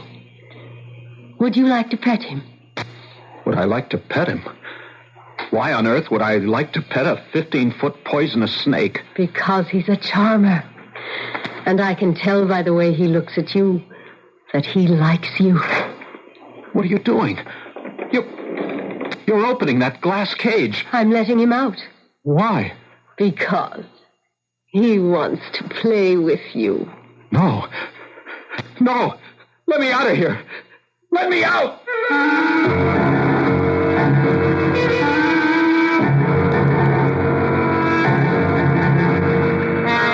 Our mystery drama, I Must Kill Edna, was written especially for the Mystery Theater by Sam Dann and stars Elliot Reid. I'll be back shortly with Act One.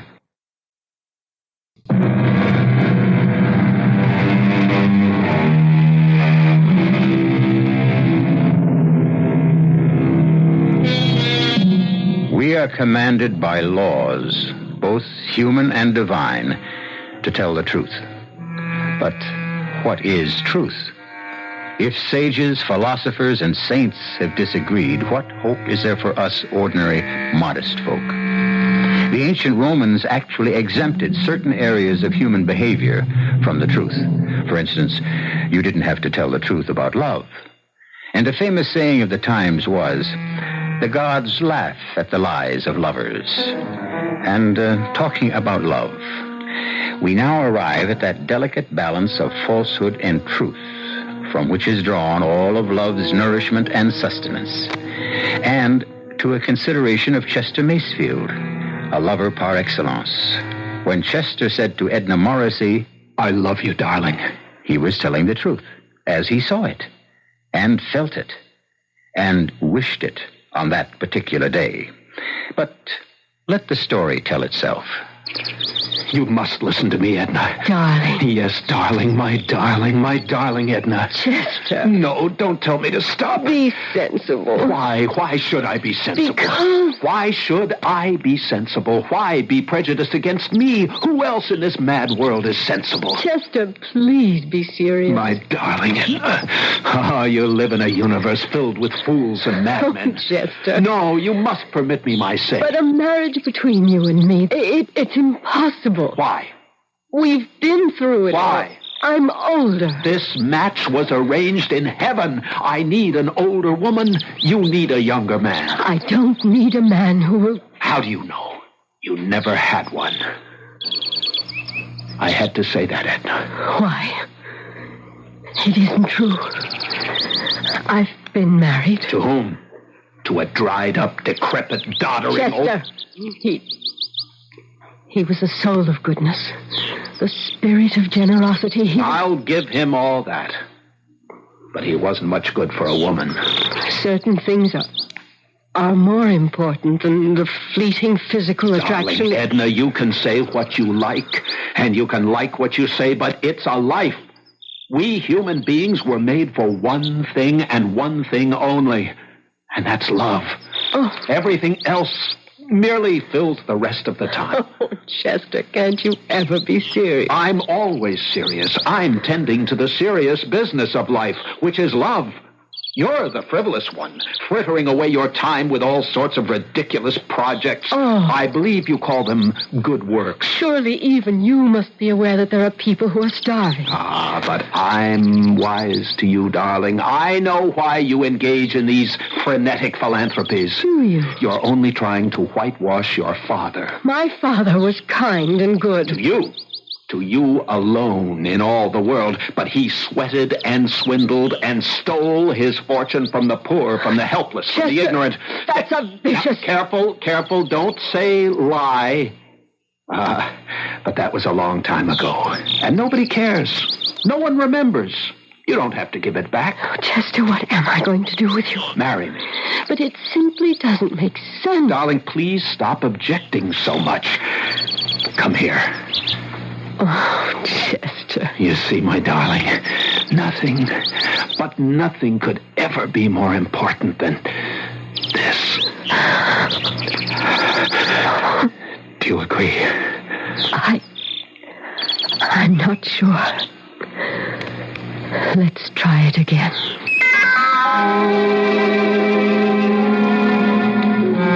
And so, we were married. Edna, of course, was deliriously happy, and I was happy too. It was an exciting, a heady experience for each of us. For Edna, it was an introduction to love. For me, it was an introduction to wealth. There are, after all, very few men in our society whose wives are millionaires, and I had joined this extremely select group. And I tell you, there's nothing like it. However, there was the matter of some of her charities. But if we could have everything we want here on earth, there'd be no point in going to heaven after we die, would there? And this, my darling, is our newest building here on Animal Farm. I see. It's a serpentarium. A what? A serpentarium. A house of snakes. How fascinating. Yes. Poor, maligned, and misunderstood creatures. Come, would you like to see them? Well, Oh, they're all secure behind glass. In that case... These are called pit vipers. That's because they have that indentation between the eye and the nose. Fascinating. These are all rattlesnakes and copperheads. Charming creatures. They are. Lovely, graceful, elegant. And yet mankind will soon exterminate them completely. Now, darling, is that bad? Oh, my dear, you're such a barbarian. I love them. They're beautiful, cool, and pleasant to the touch. My dear, you don't touch them. I've been told that they won't harm you if... Yes? If there is neither hate nor fear in your heart. Is it all right if I never touch them? Oh, Chester, darling. I know you're laughing at me. I'm doing no such thing. I believe everything you're telling me. You lie so beautifully. You think I'm a nut. And all these activities of mine... Oh, I approve of them completely. They bore you stiff. No. As a matter of fact... I didn't marry you in the hope of changing you. Why don't you drive to town today? Have lunch at your club. Do something you like. And you'll come back refreshed. Are you sure you can spare me? No. But I'll get through the day. Somehow. Chester Macefield. Why, it's Fred. I thought you'd given up the club for good. I've been in the country these past few months. Join me for lunch? Of course. I understand congratulations are in order. Thank you. Here, she's a lovely woman. Thank you again. And money doesn't hurt either. That is a low blow. There are no low blows among old friends, only bitter truths. She's 50. And in what we could consider the soft September of her beauty. I'm 40, and I've decided to retire. From what? From love. From love? Precisely. Well, how does one retire Ever from since love? I found out that we were boys and they were girls, love has been my occupation, my preoccupation, my profession. Other men would say, I'm a doctor, I'm a lawyer, a banker, but I would say, I'm a lover. Well, I suppose you were at that. Now I realize that love simply does not exist. It's a snare, a delusion, a swindle. This from you, Chester, the lover? The oasis of love is merely a mirage. I will no longer pursue it. But it was always a lie, a lovely lie. Well, since love doesn't exist, I've decided to settle for happiness. You sound as if the two are mutually exclusive. Perhaps they are. Mr. Caswell? Oh, my goodness, I had forgotten all about you. The doorman said you'd be in the dining room, and I said, well, I don't know if I should really interrupt Mr. Caswell when he's discussing important business. Have you had your lunch? Well, An aspiring young actress should never turn down a meal. Even if you had lunch, eat again. You may be out of luck tomorrow.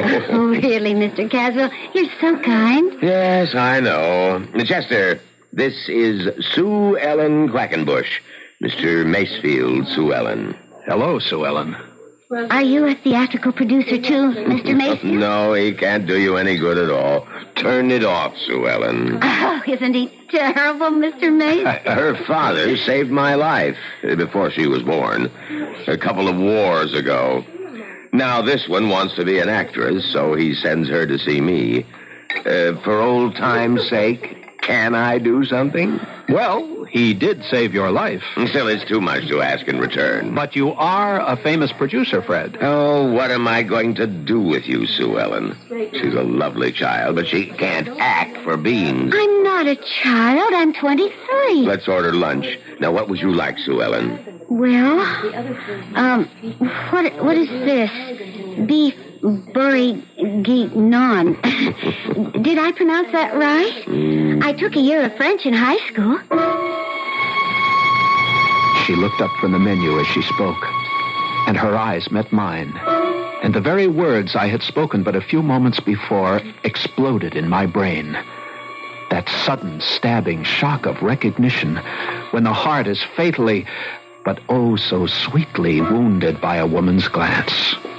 Is this how it happens? Have I been stabbed finally and at length and for the first time in my life by a provincial schoolgirl struggling with French words on a menu? And la soupe onion avec croutons and fromage and the calf au lait.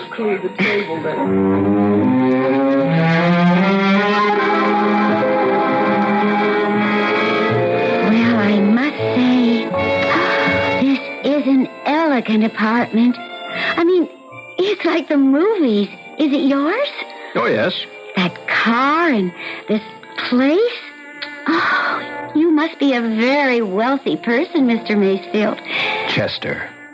Chester? We have some folks in Talbot Corners who are well off, you know, but no one who's actually wealthy. May I fix you a drink?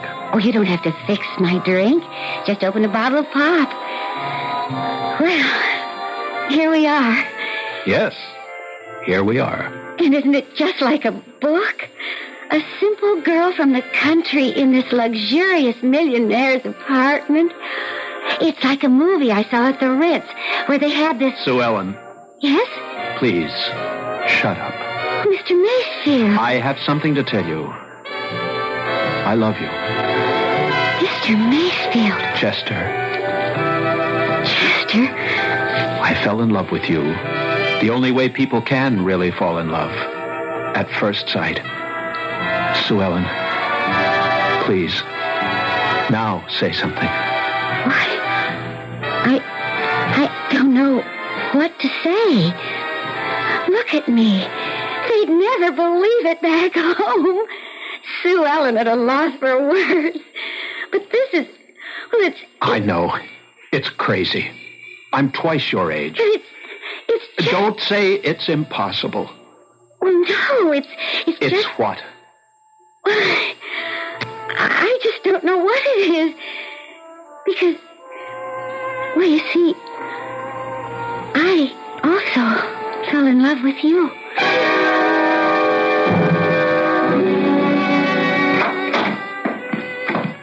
Hello, darling. Am I late for dinner? No, dear. As master of this house, dinner must wait your pleasure. I'm starved. Say, did I see Hallowell's car on the road? Yes, I'm sure you did. What was he doing here? I wanted to sign over some property to you. Oh, now, darling. Oh, not very much, just some income. So that you don't have to ask me for money. I think it must be embarrassing for a man. Oh, darling, I don't think it's right for you to... Nonsense. Tell me, did anything interesting happen to you in town? No. It was a rather dull, boring, prosaic day. After all, I wasn't with you.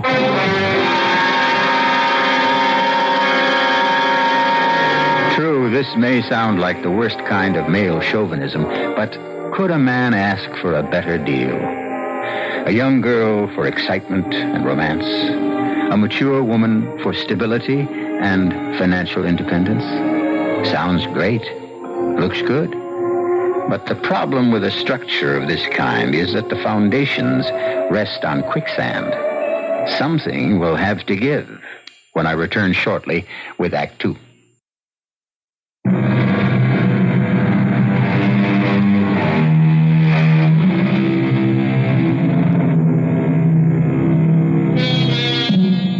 For some people, life is a quest, a pursuit of a goal. There are those dedicated souls who search for the great truths of science, of medicine, noble spirits who strive to make the world better for their having been here. For years, Chester Masefield has also been a seeker, but his aim has been far more modest. He has been looking for love, for someone he could adore with his heart and soul. Well, aren't we all? And Chester finally found her. And as you can imagine, Chester is deliriously happy. However, there are lucid moments when Chester is reminded of the fact that he is a married man. But you could get tickets, Chester, honey. Sue Ellen, that isn't the point. Oh, it's such a good show and all, and the acting is, well, it's just marvelous. And if I don't get to see good acting, how am I ever going to learn how to be an actor? Sue Ellen, I can't take you to the theater. Well, for heaven's sakes, why not? I just couldn't afford to take the risk. I know what. Take me to Loricchio's for supper. Oh, I'll do better than that. I'll have Loricchio's send supper here. What? A specially catered supper. Oh, but that isn't the same thing. You don't go to Loricchio's just to eat. You go there to be seen and talked about and photographed by the media. And that's exactly why I can't take you. But I have to be seen. I want to get my name in the papers. I need publicity. That's how I can get an acting job. Darling, Well, I mean, you know, it just gets to be a drag sitting around here all the time. I love you, Sue Ellen. Please, believe I love you. Well, I'd maybe believe it if... If what? If you divorced her, married me. I want to do that, Sue Ellen. You don't know how much I want to do that. Well, what's stopping you? If I left Edna, I wouldn't have a nickel. Oh, it's her money. Yes. Well, what are you going to do, Chester, honey? I don't know. But I know this. I simply can't do without you. I know, Chester, honey. I know. You'll think of something.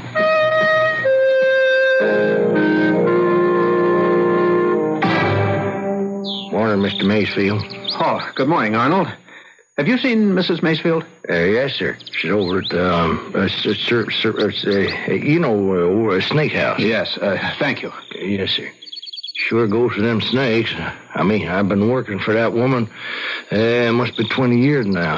I never seen nothing like this. What do you mean, Arnold? Well, I guess she found what she's been aching to support all her life. True underdog.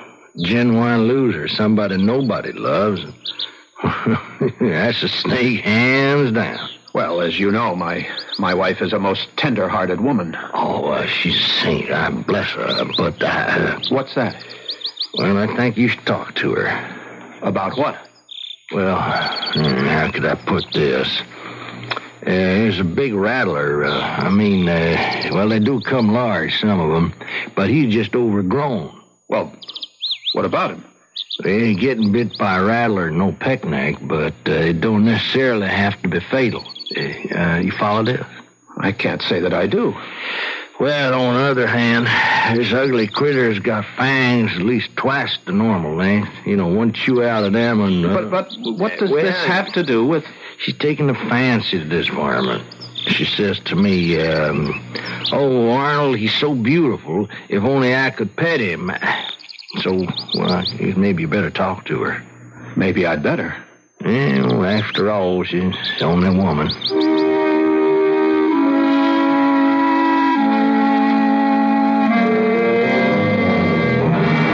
Edna, darling. Chester. Oh, I didn't hear you come in. What are you doing here? Arnold tells me you spend almost all your time in this place. I simply can't take my eyes away from Nijinsky. Nijinsky? I've named him Nijinsky after that famous, I should say immortal dancer. I know. The one who went mad. Yes. It's my name for him because his movements are like a ballet. Would you agree? Oh, yes.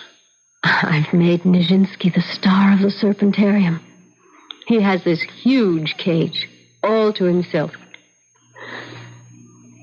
I notice you're dressed for town. Are you going to the city today? Yes, dear. Oh, that'll be the third time this week. Well, Oh, no, I'm sorry. I shouldn't have said that. It sounded as if I were counting. Oh, some people at the club want my advice on a venture. I have no right to tell you to stay at my side all day. You should have a rich, productive life of your own. Oh, darling, I owe these men a favor. No, you just go ahead. Is it a promising venture? Oh, well, it could be. If you need any money, let me know. Oh, darling, you shouldn't be so good to me. Why not? I love you.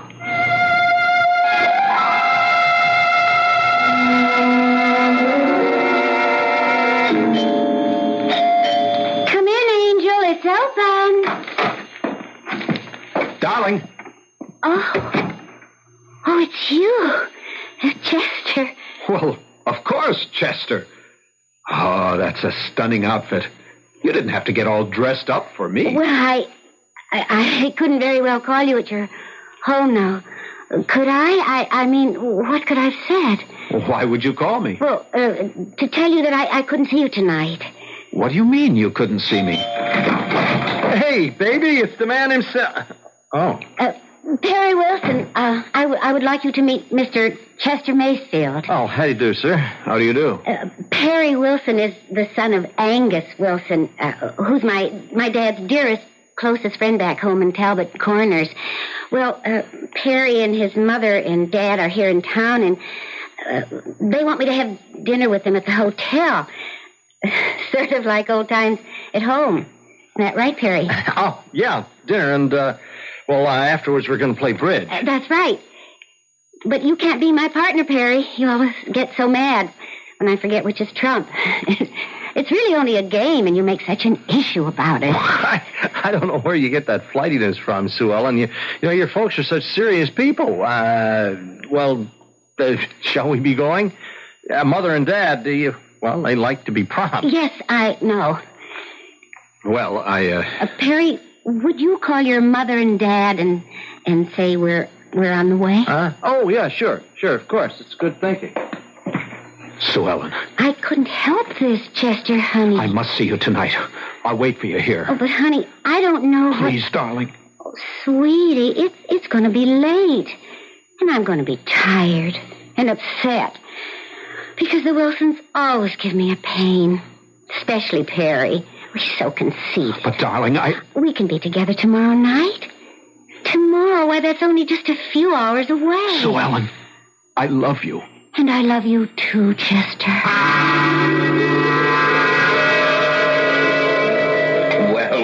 Well, if it isn't Dante. How's Beatrice? Cut it out. Mind if I sit here? You're a member of the club. What are you doing dining alone? What's that smirk on your face? Oh, I don't know. These May and December romances always inspire smirks, leers, winks. What are you talking about? Miss Sue Ellen Quackenbush. I understand you see quite a bit of her. I'm interested in her career. A fatherly interest, no doubt. She's a talented young lady. Yes, and her talent seems to be in getting men interested in furthering her career. Chester, you're talking to me. See here, Fred, I resent... Now, drop it. I thought we were friends. But if you want to fill the time with trivia, let's talk about the weather. Fred. Chester, I remember what it's like to be 40. The age of anxiety. But it passes. I don't know what I'm going to do about her. She's a tough little cookie. Now, see here. Okay, let's talk trivia. Chester, people are beginning to talk. I'm not interested in other people's hypocritical notions of morality. I don't care if they disapprove. Oh, they won't disapprove. What they will do is worse. They'll laugh. You're starting to become a ludicrous figure. I know. Now, you can't afford that, not you, Chester. Thanks, Fred. Thanks. That's what friends are for, no?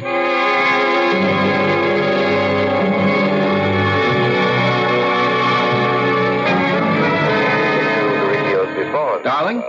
Chester, I thought you were staying in town. Oh, a change in plan. Oh, what happened? Let me turn off the television. No, leave it on. Oh, I just became bored with the city and decided to come home.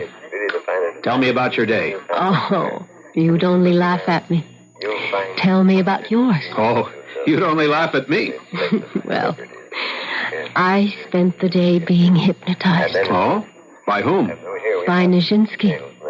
I can just watch him for hours. I see. Have you been here before? What are you watching now? Oh, I don't know. The television was on just while I was reading. I think it's one of those celebrity programs. Oh, it's at Loricchio's restaurant. Have you ever been there? Yes, an old stamping ground of mine. Everybody, welcome to Loricchio's, where you meet the stars of yesterday, today, and even tomorrow. If you like. And let's see who's here tonight. Oh, who is this breathtaking little blonde beauty? Wait. Isn't in New York, adorable? Pursuing a career in the theater, from Talbot Corners, Iowa, Miss Sue Ellen Quackenbush. Hi. Oh, I'm so thrilled, and I feel so humbled to be right here in the middle of all these talented people. Chester? Have you made many Chester, friends what's here in wrong? New York? Well, yes, I've made so Chester, many you're so friends. pale. What is it? Are you and Perry Wilson an item? Chester, you're ill. Perry and I an item? Well, Let me that would turn this stupid thing off. Item. Now, tell me what's bothering you. Nothing. No, dear, I'm afraid something's very much the matter. Just sit down. I'll get you some water. I'll kill her. I'll kill her.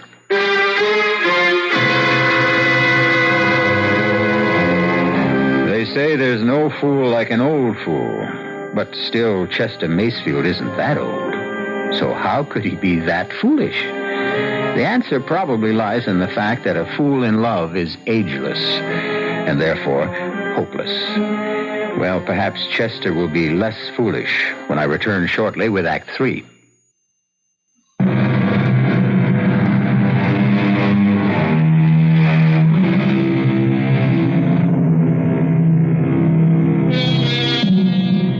Chester Macefield is speeding into the city with blood in his eye and a .32 caliber pistol in his pocket.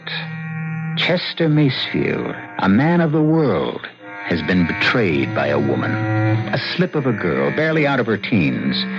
But she has wounded him, not just in his heart, which after all can recover, but in his vanity, which can never be the same. Chester. You lied to me, Sue Ellen. You lied to me. Now, Chester, honey, I don't have the vaguest notion what you're talking about. I'm so thrilled, and I feel so humbled to be in the midst of all these talented people. Oh, that? Yes, that.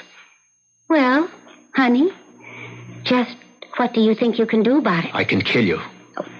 Chester, put that gun away. Back home, everybody has a gun, and we have all kinds of accidents. I'm going to kill you, Sue Ellen. Why? Why? Because you lied to me. And who says I can't lie to you? What am I supposed to do while you're at home making love to your wife? How am I supposed to feel? What am I supposed to think? You want everything your way. Sue Ellen, I love you. Oh, fine. I love you, too. But maybe love isn't enough. What do you want? You take that tone out of your voice. Don't you make it sound as if I want something unreasonable. I want what I have a right to want. A man I can be seen with. A man I can be with all the time.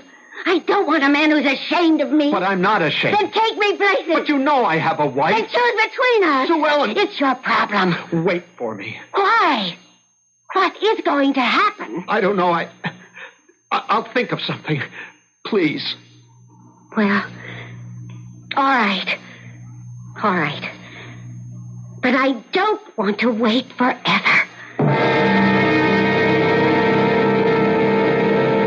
I had the gun in my pocket. I'd rushed out of my house filled with an insane rage to kill. But the moment I saw her, heard her voice, touched her hand, I knew I couldn't. I knew I couldn't kill her. And yet, if I wanted Sue Ellen, I would have to kill Edna. Because, and it sounds so mercenary and mundane, but without Edna's money, I knew that I could never have Sue Ellen. But kill? How do you kill? Murder. Ending the life of another human being. Forever. I couldn't murder Edna. I couldn't. I wouldn't. And yet, as long as Edna lived, I would be forced to do without Sue Ellen. And for me, that would be worse than death. Edna? Good morning, darling. I suppose it's true. What's true? What Arnold tells me. That you spend so much of your time here in the Serpentarium. Oh, I'm just fascinated by Nijinsky. I think we're beginning to communicate. You are? I think what he's trying to tell me is, please don't be afraid. I mean you no harm. Let us be friends. He says that? Well, no, he doesn't say that in so many words. It's the thought that he's trying to communicate. I see. And he is succeeding. Is he? How can you tell? Because each day I become less and less afraid. Oh? And one day, I just know, I'll walk in here and Nijinsky and I will look at each other and smile. And all the fear will be gone from my heart. And I'll be able to say to Nijinsky, come, old friend, why don't we go walking together? You mean you'll actually let him out of his cage? His prison. Why not? He is being shut up there because of the evil that's in my heart, not in his. Well, it'll be the greatest challenge of my life, the test of how I really feel. And I hope to be ready for it. Do you? When?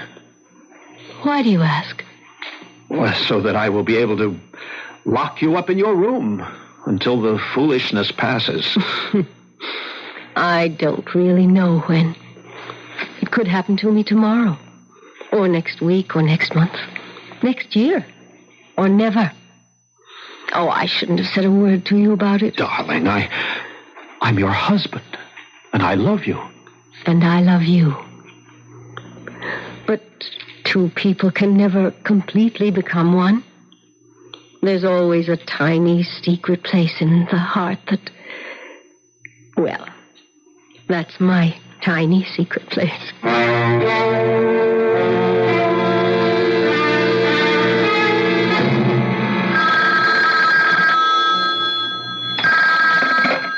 Hello? Sue Ellen, darling. Oh, it's you. Is that the chump? It's the chump. Sue Ellen, darling. Well, where are you? I'm at home. Oh, you're at home. That's nice.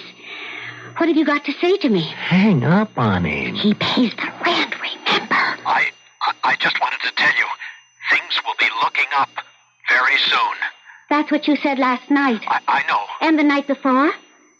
Mary, you stop that now. You and I will be married very soon, darling. Have you asked her for a divorce? No, but But what? Perry. I've got something better planned.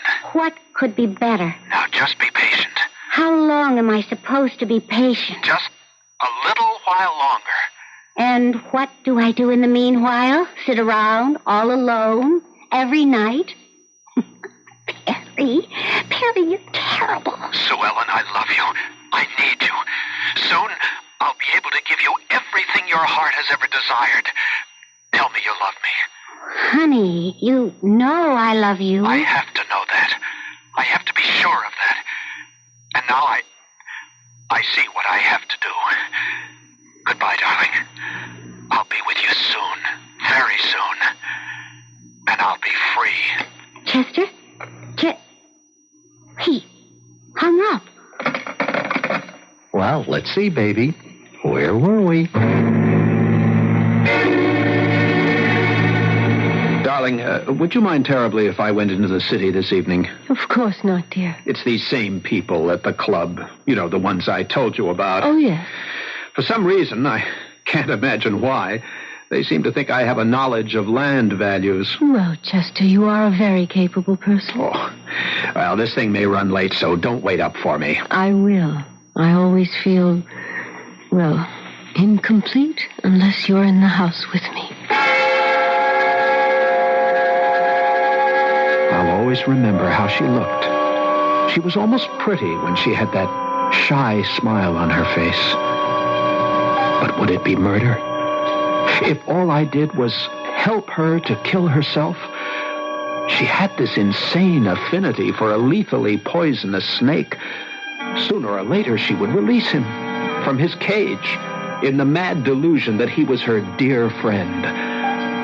Would it be murder? No. It isn't murder. Look at him.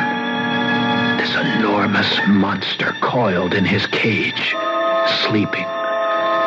No one had seen me enter this house of crawling, murderous creatures. Here on the side is the latch. All I need do is turn it to open and just slide the glass a few inches to the side. And when he wakes up... Oh, no, don't wake up just yet. Give me my chance to get out of here. That's it. Sleep soundly. And when morning comes, you'll notice the opening, and you'll slither out. And when she walks in here, you'll greet her the way a poisonous snake usually greets people. Good night, Nijinsky. And good hunting.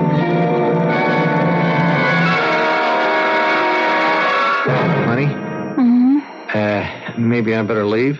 Why, Shook? Well, maybe, the chump. Oh, the chump never shows up unless he calls first. And you know something? I'm getting sick and tired of Mr. Chester Macefield. Well, darling, let's not be hasty. You don't look a gift horse in the mouth. Yes, well... This horse is kind of old and lame. Hey, what's that? Does he have a key? Oh, my goodness. It's Chester. Sue Ellen, I have wonderful news. Sue Ellen, what is... No, Chester, darling, let me explain. Lane, what? Look, why don't I just get out of here and leave you two to... Stay where you are. I don't see how you can stop me. I said stay where you are. Well, now listen, please. Please be careful with... Stay where you are and shut up. Chester, Angel, you don't need that gun. I can explain. Shut up. Why did you come here with a gun? Why? What made me bring the gun? I must have known, deep down, inside, that I would have to use it. Please, Chester, don't talk that way. I'm going to kill you. No, please. And him also. Now, look, mister, please, what did we ever do to you? And what did you do to me? All we were doing was having fun. You gonna kill us for that? Chester, you're an old man. You just weren't enough. Don't kill us. Look, mister, I don't want to die. You'll never laugh at me again. Never. Edna, I have to save Edna.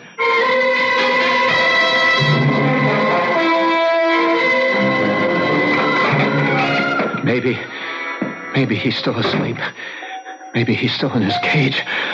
I'll just slide the glass closed again and lock the... He's out. I'll have to kill him. No. Empty. Keep away from me. Keep away. I can't move. Why can't I move? Keep away. No!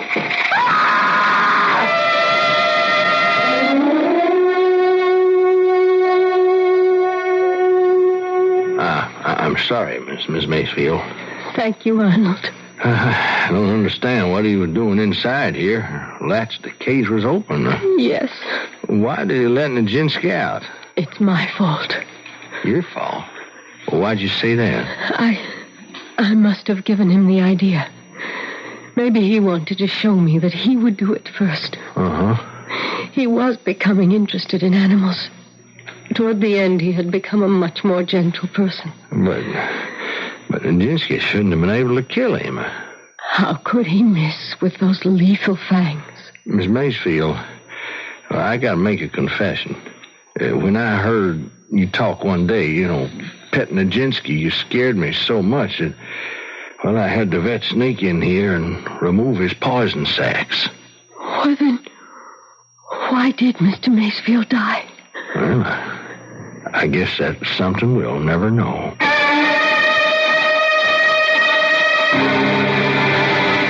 But we know Chester Macefield died because, in so many cases, fear itself is more than enough, especially when it's aided by a guilty conscience. As William F. Cody, better known as Buffalo Bill, used to say, if a man is scared enough of a gun, you can kill him with a blank cartridge.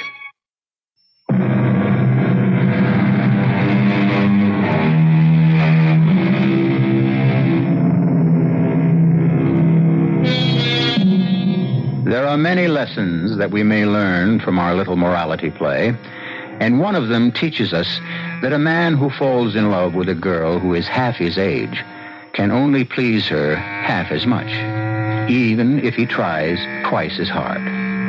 However, we realize the futility of trying to give advice in these matters of the heart. The only meaningful advice we can give you is to tune in again. Our cast included Elliot Reid, Joan Lorring, Leon Janney, Evie Juster, and Earl Hammond. The entire production was under the direction of Hyman Brown. And now, a preview of our next tale. I began to hear a strange sound, like the flapping of 1,000 wings, coming nearer and nearer. Tony, look! The sky is black with them! Birds. Huge birds. Martha, what are they? They're all pink and red. I think they're flamingos. I've never seen so many birds in my life. They're coming closer and closer. Oh, Tony, you're frightened. What should we do? I don't know. Martha, use your cane. That big one. Oh, that big one just knocked off my glasses. I can't see. Don't think I can fight them. There's too many of them. Keep at it, darling. Sooner or later. Oh. Martha? What happened? Where did they go? They? The flamingos. The birds. They disappeared as suddenly as they came. This is E.G. Marshall inviting you to return to our Mystery Theater for another adventure in the macabre. Until next time, pleasant dreams.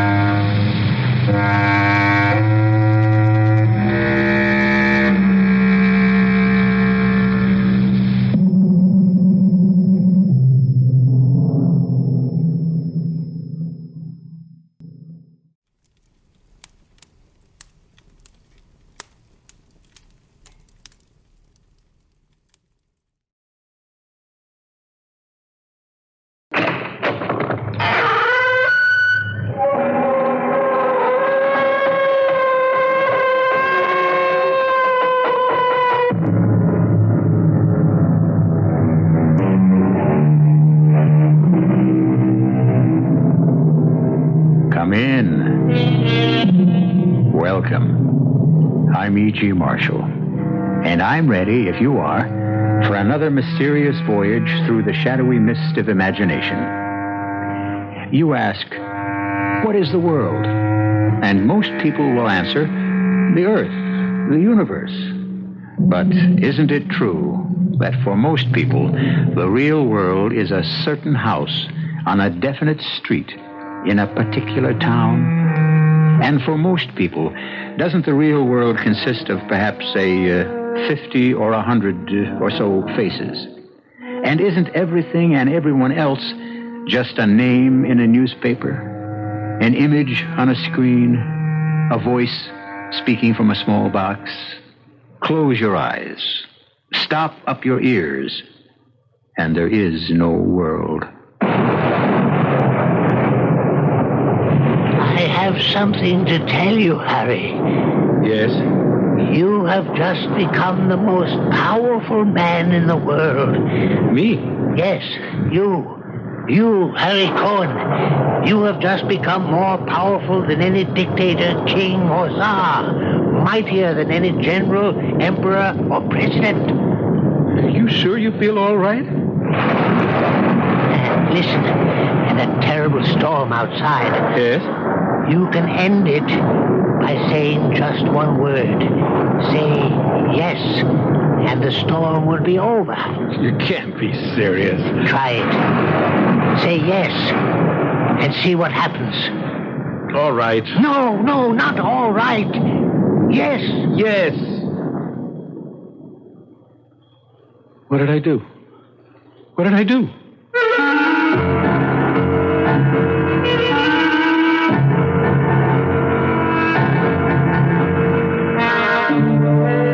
Our mystery drama, The 36th Man, was written especially for the Mystery Theater by Sam Dann and stars Ross Martin.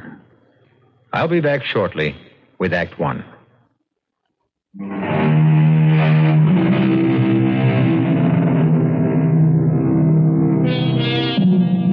Sometimes, when we are particularly appalled by the flagrant evil, the unspeakable inhumanity, and the dark ignorance that seems to engulf us constantly, we may ask ourselves, why does the Lord permit this most imperfect planet to exist? Why?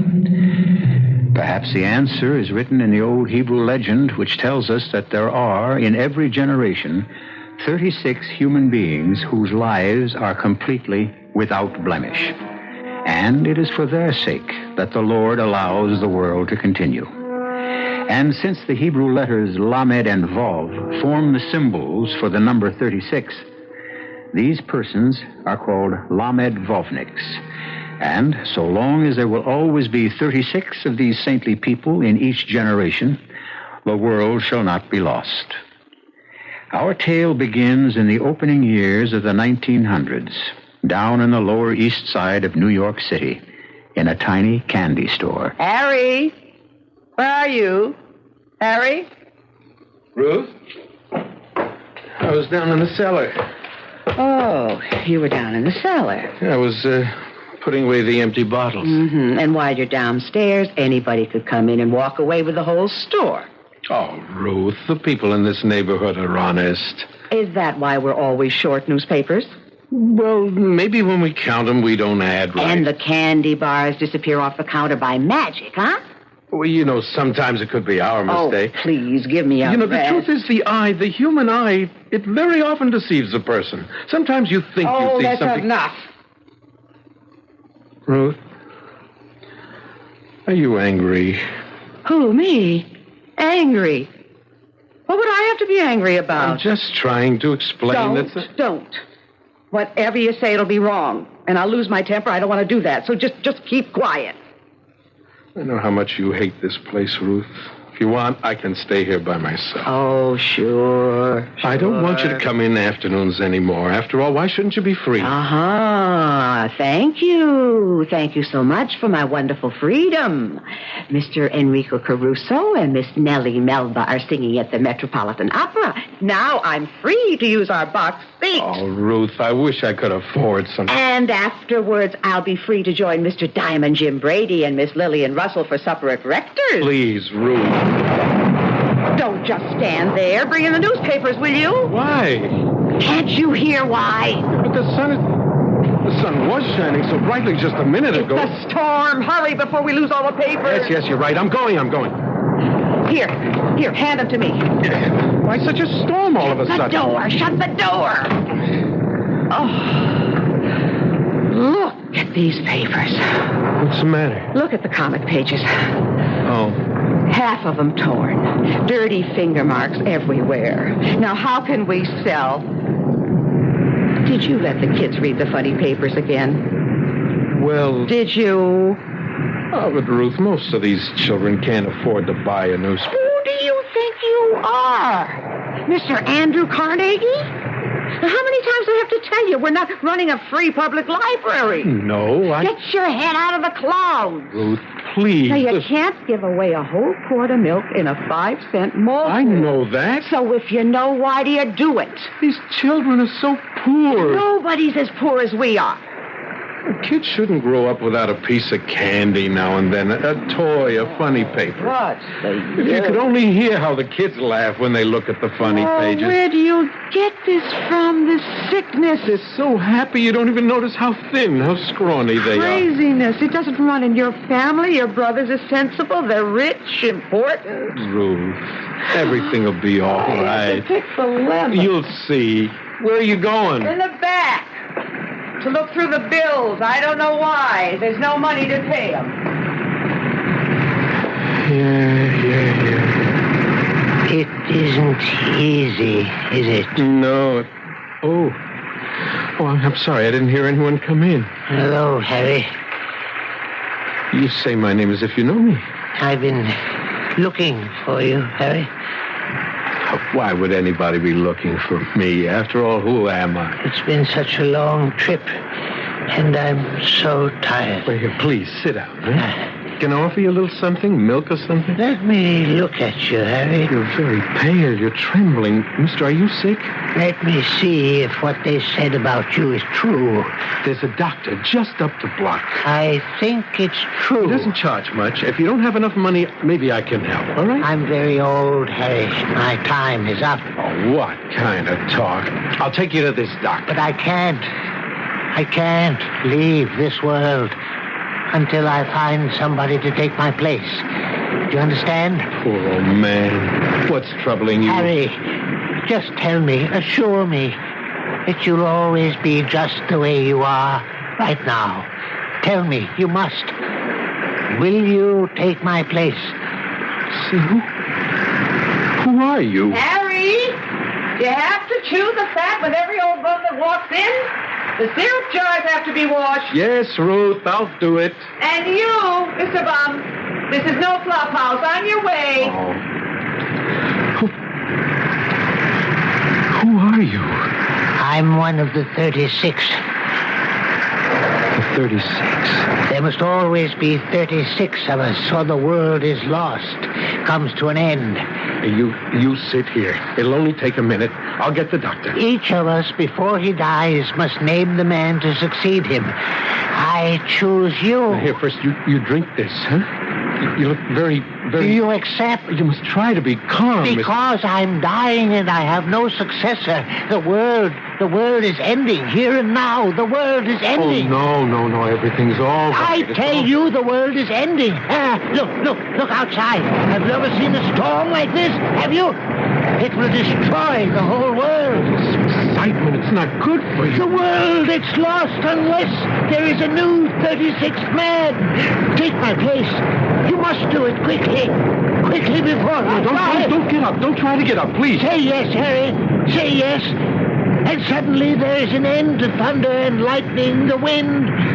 Suddenly, every cloud will disappear. A bright sun will shine in a peaceful heaven. Just rest. Now try to... Say yes. Only you can save the world. Say yes. Me save the world? Yes, you. Only you can save the world. Harry, say yes. Harry. Yes, all right, yes. All right now? Yes. Now it's all right. Listen. I don't hear anything. That's right. You don't hear.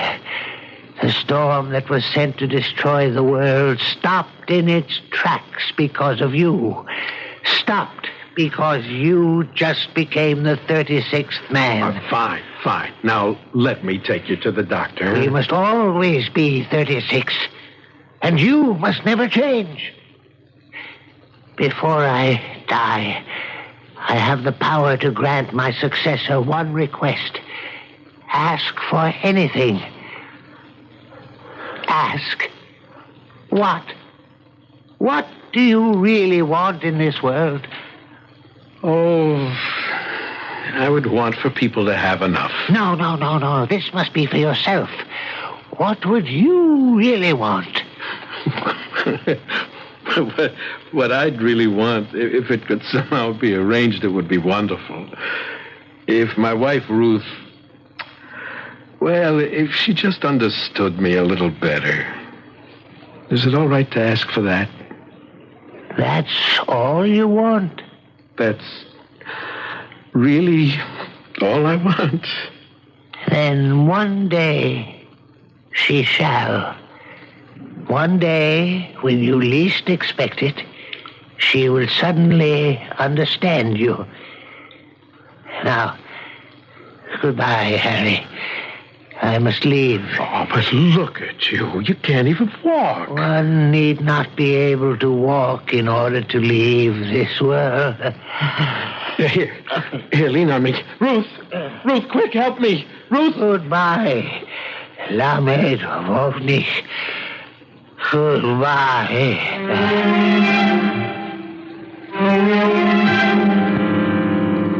The old man, we have to help the old man. The old man. Harry. The old man. Harry, listen to me. Harry, listen to the doctor. The doctor, yes, the doctor. This is very old man my store, doctor. No, Harry. We're in the store right now. Now, your wife says you keep shouting for help. Now, what happened?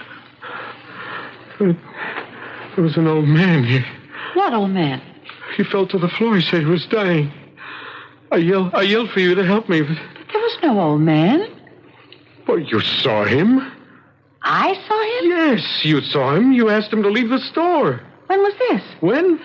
5-10 minutes ago? Now, you sure you're not imagining all this, Harry? Now, why should I suddenly Works say... too hard, Doctor. He doesn't get enough sleep. He forgets to eat. You mean that... there was no old man? Where is he? He seemed... so...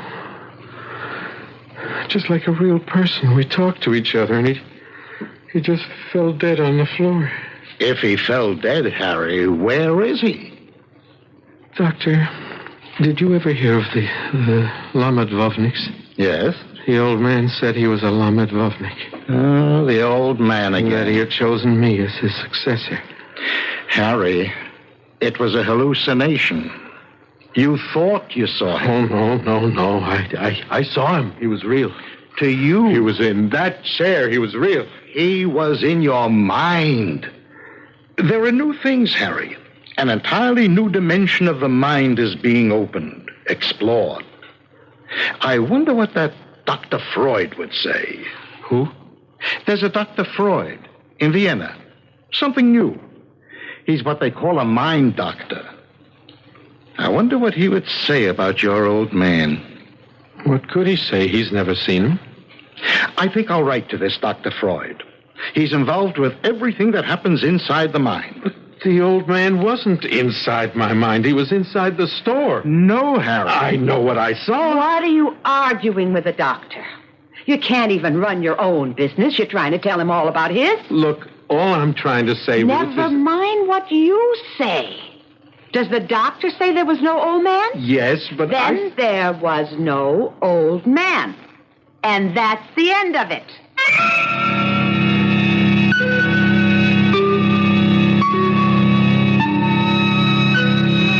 Oh, she can say that. But you and I, we know that isn't the end of it. No, sir. If anything, it's only the beginning. You will have to give the devil his due. And I mean that literally when I shall return shortly with Act 2.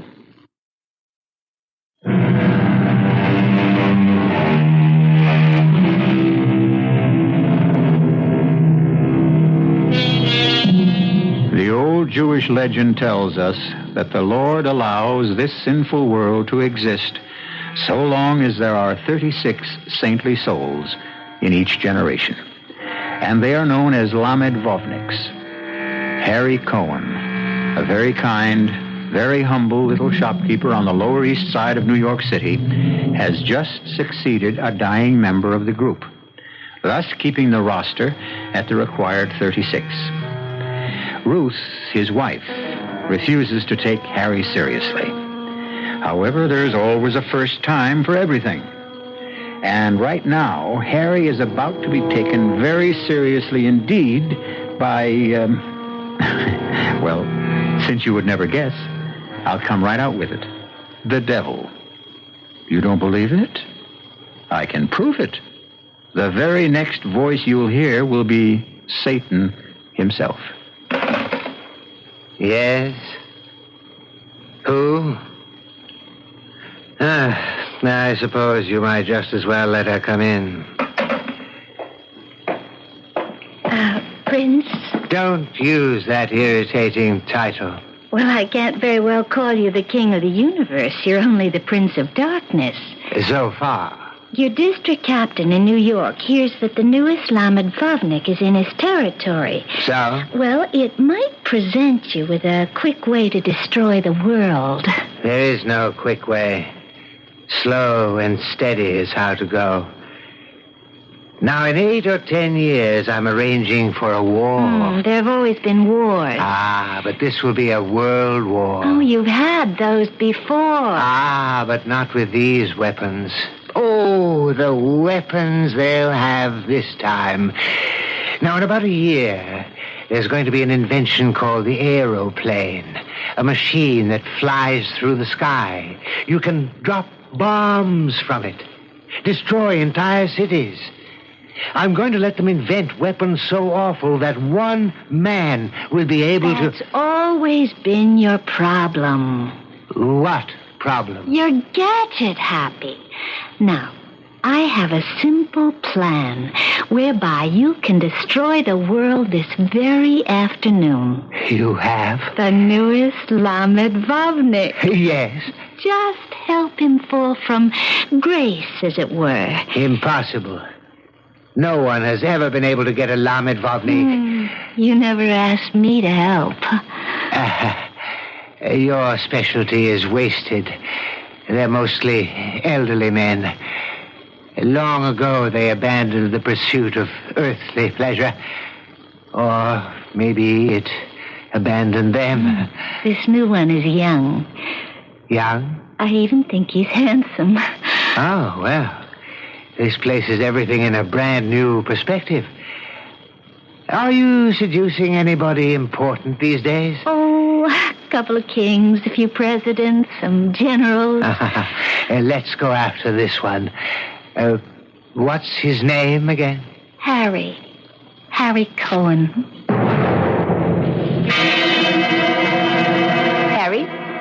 Harry Cohen. What? Oh, yes, Ruth. What are you doing there? Oh, I was just reading a book.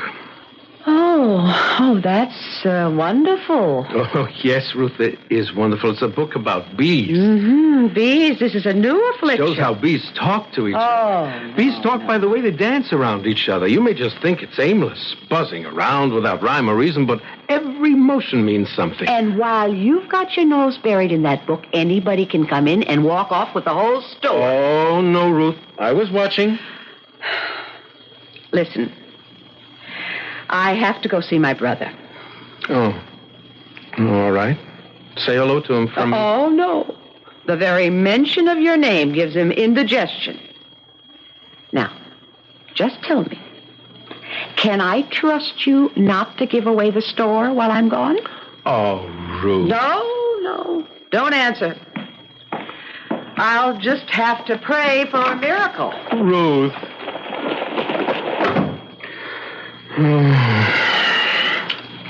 I just wish I could make her happy.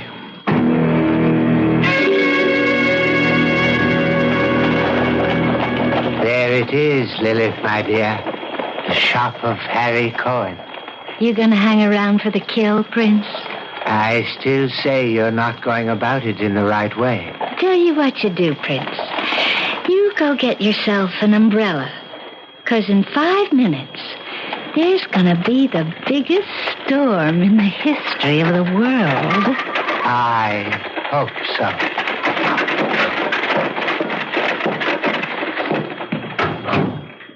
Hello, Harry.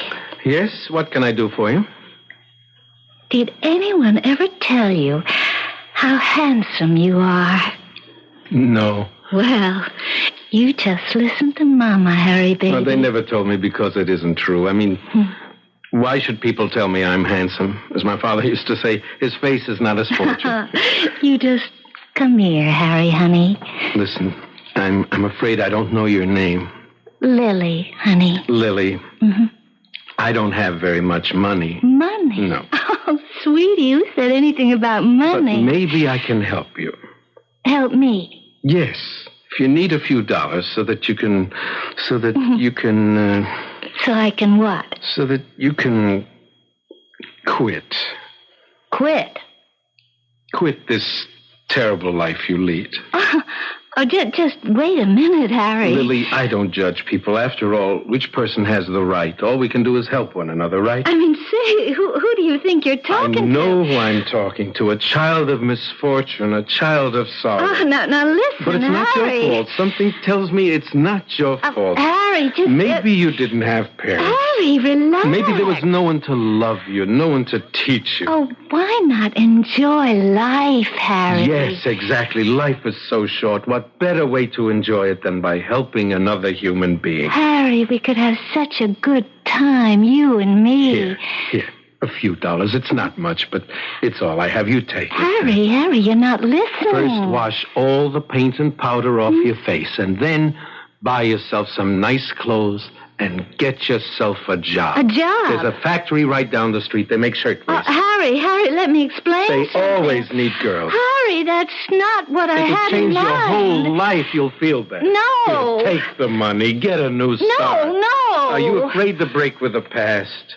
Foolish girl. The good Lord is so filled with love, with forgiveness. Oh, let me out of here. Let me out of here. Well, I don't see a cloud in the sky. That man isn't human. Ah, but he is. And that's why we will do this my way. Now get rid of those clothes. Get an old black dress. Black? A torn black shawl. Put some white in your hair, some lines in your face. You'll be a poor widow lady. Oh, but I... And make sure that butter doesn't melt in your mouth. Oh, but Prince... And don't call me Prince.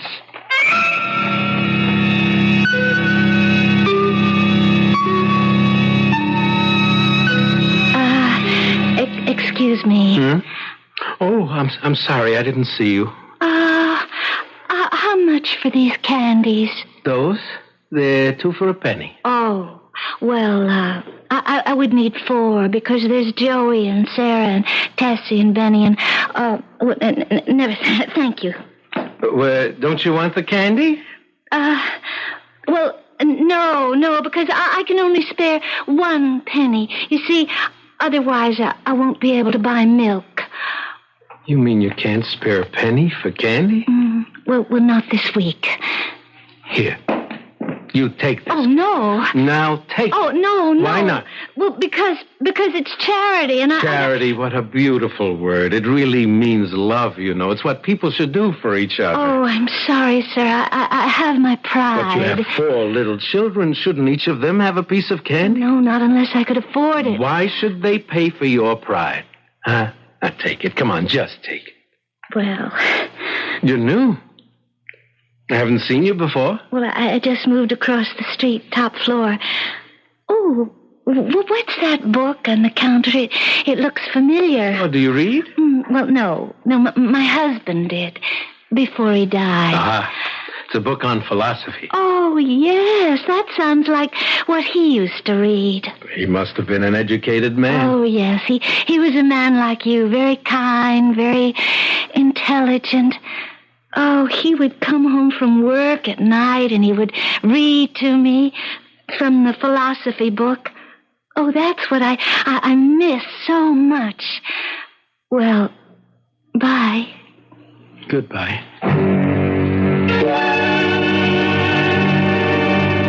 Where's the record for the syrup? I forgot to keep it. Ruth, What do you do all day that you can't keep the simplest figures? I said I was sorry. I'll try to do better. Those books. That's what you're busy with, this junk. No, Ruth, now that's not junk. Garbage, nonsense. In any of these books, is there even one word that can tell you how to make $1? Ruth, it is written, man does not live by bread alone. I'll make a bargain with you, Mr. Philosopher. You live on books, and I'll live on bread, and we'll see who lives longest. Look, let me read you something beautiful from philosophy. Here, listen to this. No. You listen. You go home. You eat your supper, you go to sleep. Because 6 o'clock tomorrow morning, you have to be here to open the store. Oh, but Ruth, I just want to read this to you. All I want in this life is a little peace and quiet. This is such a beautiful thought. I have to share it with somebody. Leave me alone, will you, please? I share too much with you as it is.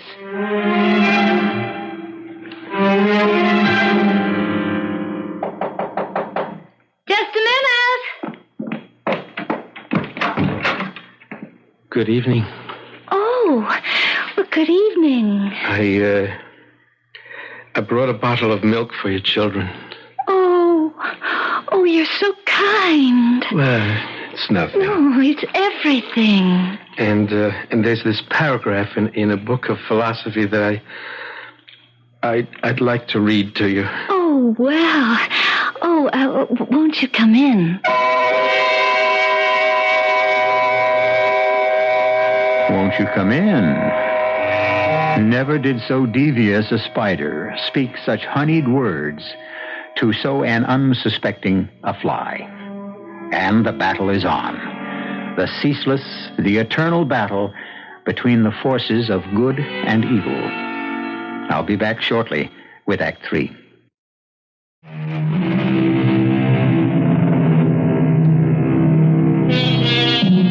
You know, of course, that the old Jewish legend tells that the Lord allows this sinful world to continue only because in each generation there are 36 saintly souls called Lamed Vovniks. Should there ever be one less than this required number, the world will be immediately destroyed.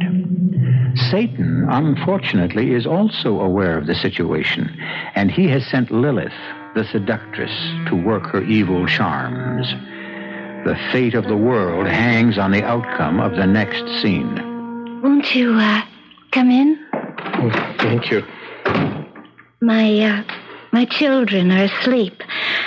And now, thanks to you, they will have milk tomorrow morning. Oh, please, say no more about it. I came across this passage in a book, and I just thought you might like to hear it. Oh, yes.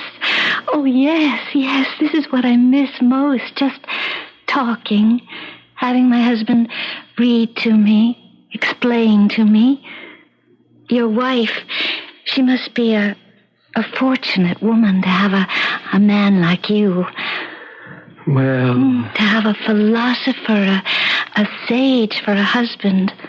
To live with wisdom every day. Oh, well, it was just this passage that I came across. It says, It is truth that turns a hovel into a palace, that makes a youth handsome and a maiden fair, that transforms all the base metal within us into pure and shining gold.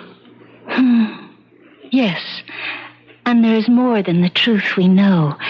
There's the truth we feel, the truth that beats in our hearts. Yes. The truth that pounds in our pulse. It's a little bit close in here, isn't it? Harry, there is this truth between you and me. I think I'd better go. Are you afraid? Afraid? No. I just should have been home a long time ago. Where is home, Harry? What is home? Well, I live... oh, look, it's starting to rain. Home is where the truth abides. Rain? The moon was shining so brightly before. Oh, don't deny the truth, Harry. Such a rain. All of a sudden, where did it come from? Poor Harry. Bold enough to speak the truth, but too timid to live it. Why are you afraid, Harry? I'm not afraid. Then obey the command of your heart, your senses. What do they command you to do? You're so beautiful. Well, then why are you afraid of me? Didn't the poet say beauty is truth? Yes. Come to me, Harry, and learn the truth. Yes. No, I see you now. I know who you are. No! Harry! I know where the rain is coming from. I'll stop it! Harry, you come back here! Harry, come back! Well, another brilliant performance that gets us nowhere, my dear. I give up. He's all yours. Yes, Lily. He's all mine. He doesn't know that yet. But soon he will be all mine. I wish you luck. Not luck. Skill. If you really want a man, you work on his wife. And she has a brother, a wealthy brother. And tonight, he will have a dream.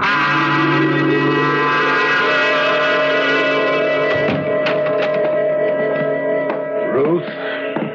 Jacob, what are you doing here? Oh, Ruth, what you just said, it's a knife through my heart. What did I just say? You asked me what I'm doing here with such surprise in your voice. Well, yes, because you never come here. And that's my sin. I have one sister. I never visit her. I never ask myself, does she need anything? Jacob, you better sit. Now, let me get you something to drink, a little soda. Put a little syrup in it. You are sick. I really haven't been a good brother. Yes, that's true. You haven't. But now I'm going to make up for it. You are? My sister. My little sister. She isn't going to waste her youth and her beauty in a candy store. Jacob, you want to go in the back, maybe? Lie down? And my brother-in-law. Such a splendid person, a man with a heart of gold. That's true. And a brain. Such a brain. Yeah, I'm getting old. I need help. I need a man. A brilliant man who can run my business for me. A man like Harry. No. What you don't need is a man like Harry. Harry, what a wonderful person. A man in a million. Now he's ready for real responsibility. But Jacob... I want Harry to become my right-hand man. This is Jacob? My brother? Send your husband to see me the first thing tomorrow morning. Harry? Yes, it's Harry. Did you go see my brother? Yes. Well, tell me. Did you ever suspect such a thing? Look at you. You're still in a daze. Yes, his house. He lives in a palace. He has 5 bedrooms. He can only sleep in one of them at a time. Where do you want to live, Harry? Live? Of course, live. We're certainly not going to live in this neighborhood anymore. Why not? Why not? Because we're going to sell the store. Why are we going to sell the store? Why? Well, because...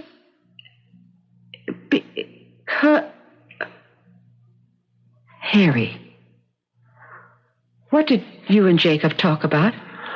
We talked about a job, and he...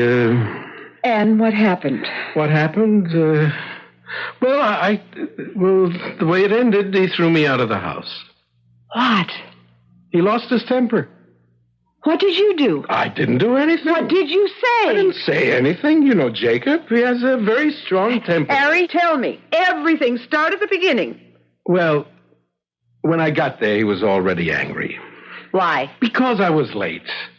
You see, there was an old man on the car, and he was afraid to travel alone, so I had to go to his stop with him, and then... Just tell me. Well, Jacob said he wanted me to help him take care of his money. And you said? I said, how wonderful. Oh, then you did take the job. Well, what I said was, what a wonderful opportunity to help people. Help people? Well, isn't that the best way to take care of money, Ruth? Feed people who are hungry, clothe people, send an orphan child to school. I can see where we're going. He laughed. He thought it was a joke. Can you imagine? He said, money isn't something you give to people. Money is something you take from people. Harry. He wanted me to learn about money by starting to collect rent. You? And if a person couldn't pay, to put him out. No, now. You wouldn't have to. No, I said I couldn't. And then he wanted me to work in his store. Well, that's better. Better. Ruth, he cheats people. How dare you say that about He charges too much. He doesn't give them right weight. So, you're not taking the job. Please, Ruth, please. Please, Ruth. Now she won't talk to me for a whole week. Hello, Harry. Oh, hello, Doctor. How are you feeling, Harry? See any more Lamed lately? Oh, no, please, Doctor. I don't feel so good right now, huh? Oh, what's wrong? Oh, an argument with my wife. That's what I came to see you about. I got a letter from this specialist in Vienna. An answer from this Dr. Freud. Very interesting. Yes? Now, why do you believe you became a Lamed? Why do I believe? I know. The old man was here. The storm. He died. Harry, you needed it. I needed it? You manufactured it for your own self-esteem. What does that mean? It means you realize deep inside that you failed your wife. I failed her? All the things she wants, she can't have. Clothes, theater parties, money. Those things, they're not important. Not to you, but they mean so much to Ruth. Isn't it more important to help one's neighbor? And so, to give importance to yourself, to convince yourself that what you're doing is right, you make it appear that if you stop letting people walk all over you, then the world will come to an end. But that isn't what I'm doing. It could look that way to somebody else. Besides, Harry, what makes you so sure you're the one who's right?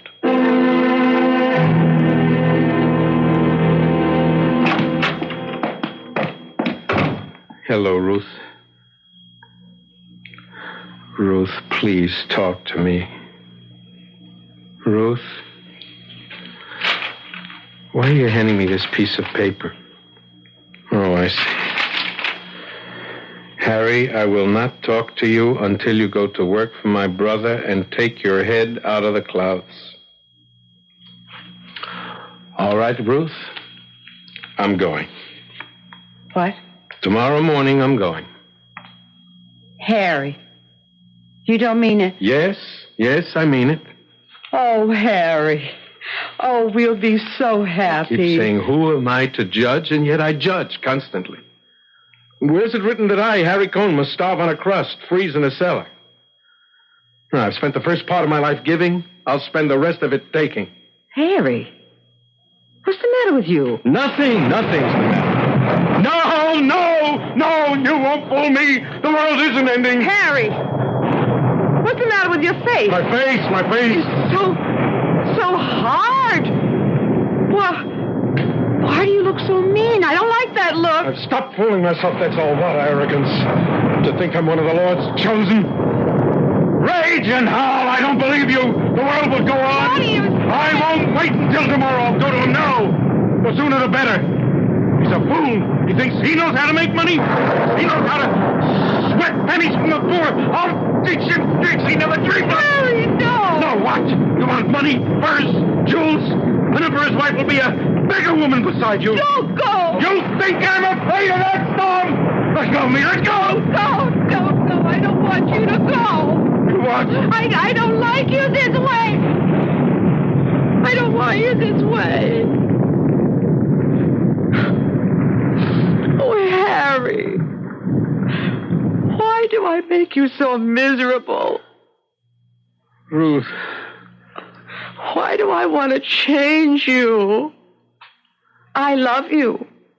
Just the way you are. Just the way you are. Yes, Harry. One day, when you least expect it, she will understand you. Your wife will understand you. You're the sweetest person in the whole world.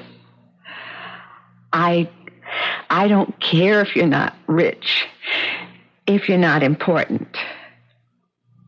I love you. Oh, look, it's such a nice night. Go upstairs. Get some rest. Because you look tired. Yes, Ruth. I am tired. You look it, Harry. So tired. You look as if the whole world is resting on your shoulders.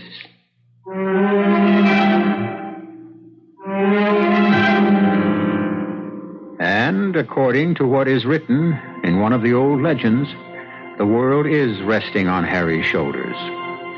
As an additional thought, if a sudden storm should upset the weatherman's predictions for a beautiful day, remember, some one of 36 people may be having a momentary lapse, because, after all, even the saintliest of humans still are human.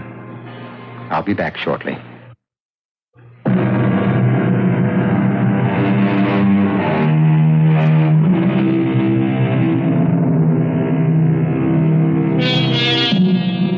You may pass him or her on the street without knowing it.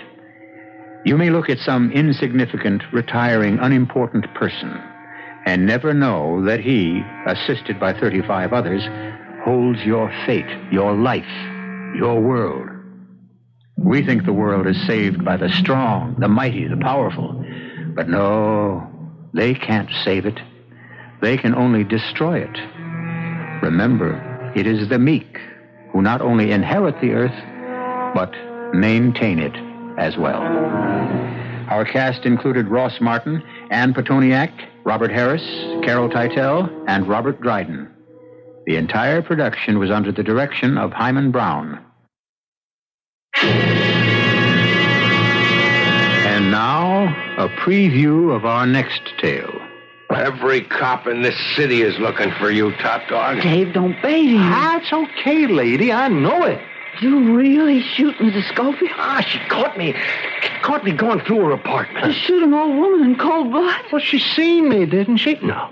Listen, baby, I'm a 3-time loser. Now, I got nothing to lose. But that poor little thing... Shh. She could have pulled me out of the file. She seen me. And anybody sees me on a job gets it. Anybody catches me on a job gets it. Hey, that's where you get a break, man. Now, ain't you glad you're blind, huh? You couldn't give him a make on me. Hey, lady, you blind like your husband? No, Yes, we're both blind. So, you seen me too, lady. This is E.G. Marshall inviting you to return to our Mystery Theater for another adventure in the macabre. Until next time, pleasant dreams.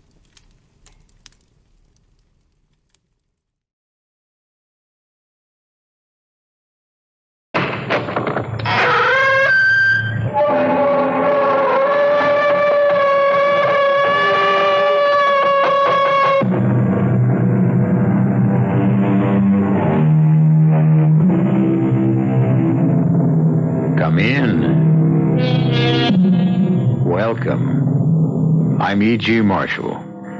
Won't you join me in the exploration of the rich resources of your own imagination? Modern science tells us we live in a world of waves. Beyond the atom, the electron, the ion, substance itself breaks down into waves. My voice is coming to you now on waves. And that, as they say, is the long and short of it. But what about thoughts? Might not they comprise wave patterns, too? Patterns that linger on after the thinkers are dead and buried. Might not that explain the empty footfall in the vacant house, the rattle of chains, now rusted and broken, and even the sound of voices long ago silenced? They'll overtake me. They'll put me in irons. And this time, they'll hang me. No, my dear, no. They can't harm you now. They're all gone. They're all turned to dust long ago. They'd be after me. You'd not want to see me swinging in the wind, would you? No, I wouldn't want to see that. I must have a swift, able ship. In mercy's name, help me. Help me.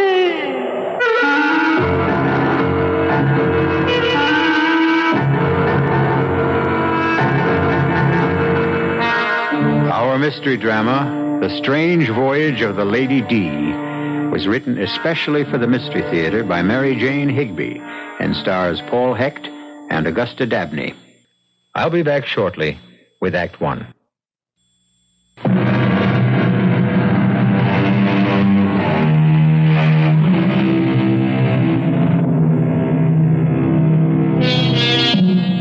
The curious adventure that befell the Stevens family would never have happened if Ellen had had her way. But Ellen was a realist, her husband Richard a romantic. And when did realism ever hold the line against the subtle persuasions of romance? It all began during a visit to one of those cruise-ridden, sun-drenched islands in the Caribbean. A friendly family disagreement was in progress, an old story. It's been going on now for 6 years. It's the one at the end of the dock, Ellen. There. Isn't she beautiful? It's very nice. But you promised her, Richard, no more boats. Well, not until Susie's at least 16 years old. We'll never see a buy like this again. They're practically giving it away. Well, then there's something wrong with it. It's got dry rot. Not this ship. Come on, step aboard, Ellen. Richard, why do you start these things? You know we're not in the market for a boat. Oh, but this is such a jewel. Wait till you see the cabin. Plenty of headroom. A beautiful galley. Can I go aboard? Can I? I want to see. Oh, all right, but just one quick look. And be careful of your dress, Susie. Here, let me help you, Susie. There you are. Now, just look at this afterdeck. She's all white oak and cedar, and she's a motor sailor. You know, a lot better than an auxiliary engine. You can run just as well under power as under sail. There are 2 50-gallon fuel tanks below deck. Mama, look at this kitchen down here. There's even an oven. Really? Is there an oven? Of course. The ship is a real home. Ellen, what do you say we take a short run? I have the ignition key. The guy in the boatyard office said I could take her out. No, Richard, I've had it with boats. And anyway, the question's academic. Even if we bought it, we couldn't get it back to the States. We could sail it. Are you out of your mind? It's hundreds of miles. She has an enormous cruising range. What with the engine and sail, we just watch the weather predictions very carefully. Well, come on, Susie. We're going to get off now. Richard, you take the keys back to the boatyard man. And I'll get the car and bring it down as far as I can. I'll pick you up at the gate. Daddy? Yeah? I want to take a ride in it. Can I tomorrow, Daddy? Can I? Can I? Huh? What, dear? Can we go for a boat ride tomorrow? I don't know. Depends on your mother. Oh, I wish we could buy the boat. Don't you? Daddy? Don't you? Don't I what? Wish we could buy the boat? Yeah, well, that part's all taken care of. I already bought it. The only problem now is how to break the news to your mother.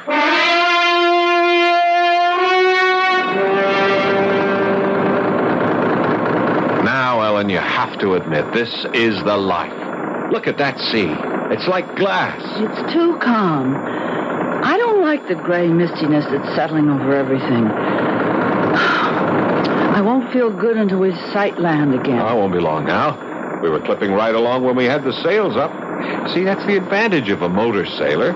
When the wind died, we could switch right over to power and still maintain our speed. Except for that panicky half hour when you couldn't get the engine started.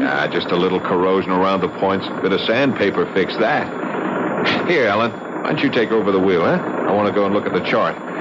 Now, the first buoy we pick up is number 12. From there, we'll see a light. If we make it before nightfall, you can take over for a few minutes. Okay, Susie? I don't like this mist.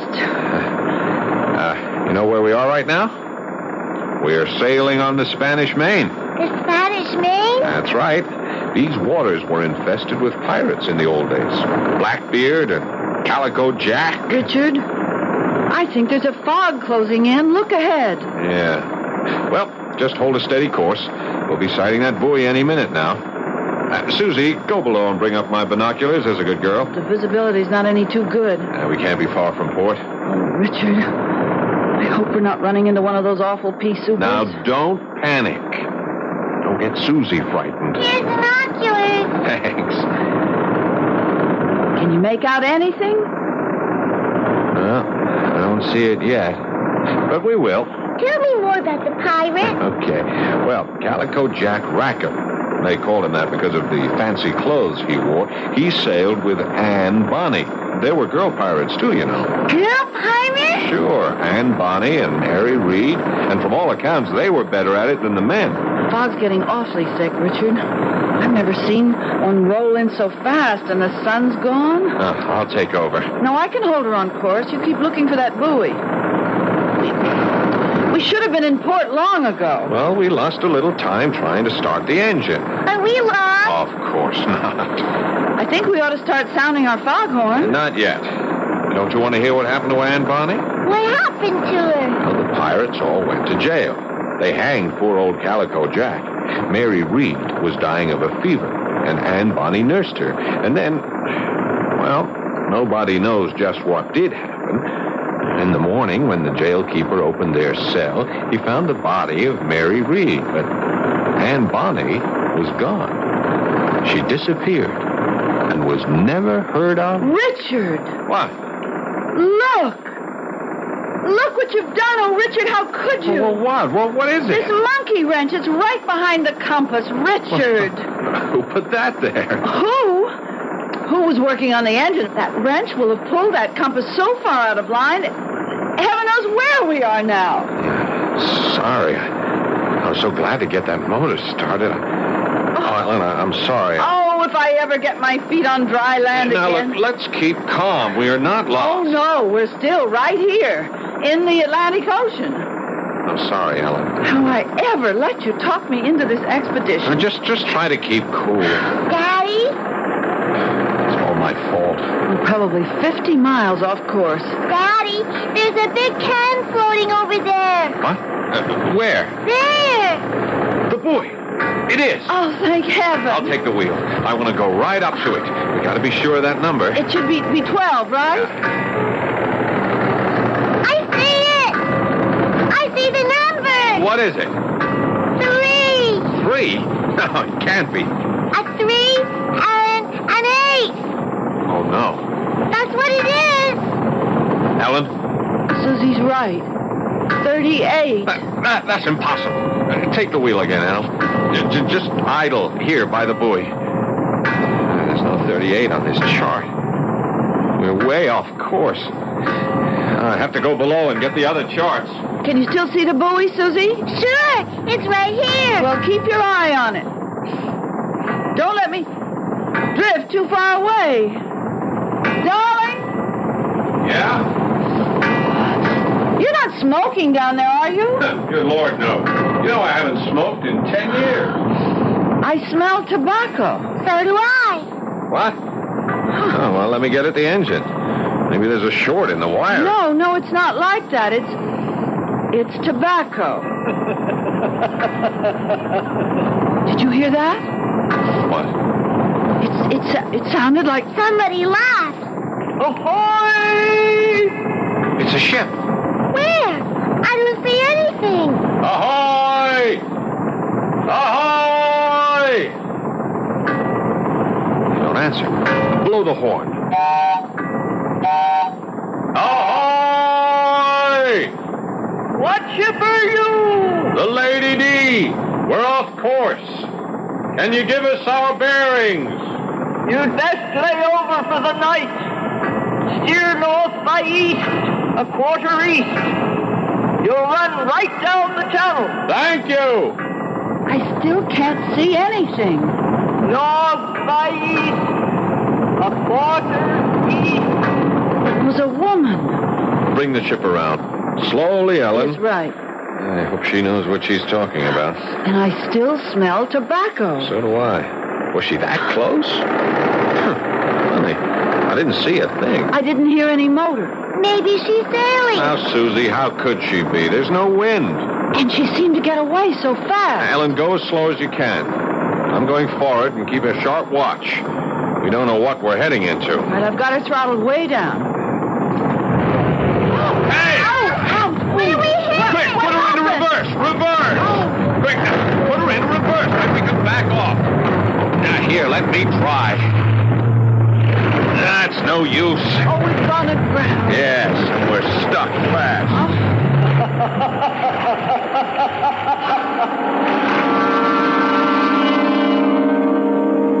One of the most beautiful yet fearful tales that travelers tell is the Lorelei, the siren who sits on a rock, combing her long golden hair and luring unwary boatmen to their doom.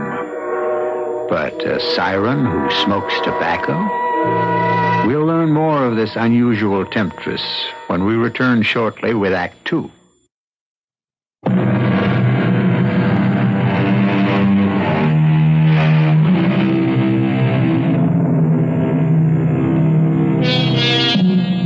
There's nothing so eerie as the feel of a ship gone aground.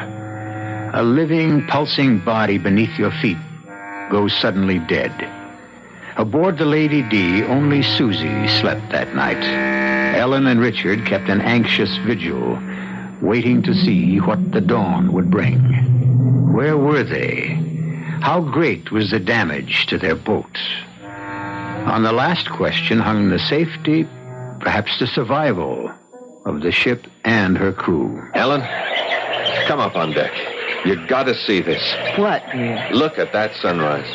Isn't it magnificent? Oh, darling. You are the one man alive who could run a valuable boat aground in the middle of nowhere and greet the dawn like Shelley. Some sort of ship is sure to pass by. Meantime, this is a great adventure. Mm-hmm. Wait till the tide runs out. That'll be an adventure. This boat's going to roll over on her side. No, she won't. She's built like a sea skiff. They used to pull them right up on the beach to unload the catch. So, give us a kiss, Cassandra. Good morning, darling. Well, I guess I better go ashore and see if I can find a water supply on our desert island. Is this really a desert island? I'm afraid so, sleepyhead. And your father's playing Robinson... Richard, look. Yeah, if I'm not mistaken, here comes Friday. Hello. Good morning. Good morning. Good morning. You early? What'd he say? I think he said we're early. Early for what? What island is this? Campbell's Island. Campbell's Island? Yes, mistress. I am Campbell. Oh, how do you do, Mr. Campbell? I'm Richard Stevens. This is my wife. Good morning, mistress. My daughter. Welcome. Did you say we were early? Yes, yes. Usually September come before she bring a boat. Who? The lady who smoked the pipe. A pipe? Yes, a long clay pipe. You did not see her. No. We smelled her pipe. Is Campbell's Island... I mean, is there a town here? Ow! Ho, ho, ho. Campbell, the only man here. Oh, we missed the harbor channel. Campbell's Island. I have no harbor. The lady said there was a channel. Oh, yes. Sometimes she say that. You mean she lied to us? Maybe. You want your boat. Your boat, she nice. Oh, well, why don't you come aboard, Mr. Campbell? Thank you, sir.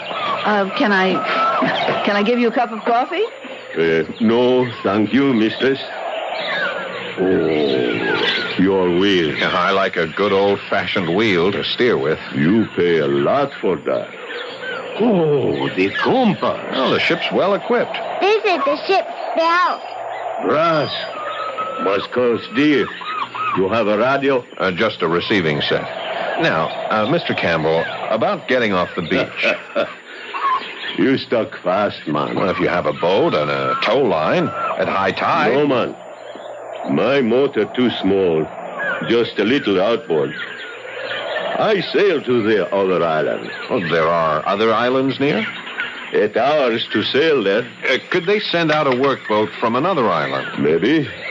We have to fetch them. No wireless on Campbell's Island. You mean go in your little sailboat? Oh, no, mistress. You and the child must stay here. My boat is small. If I try to keep a big boat, she take it. You mean... The lady with the pipe.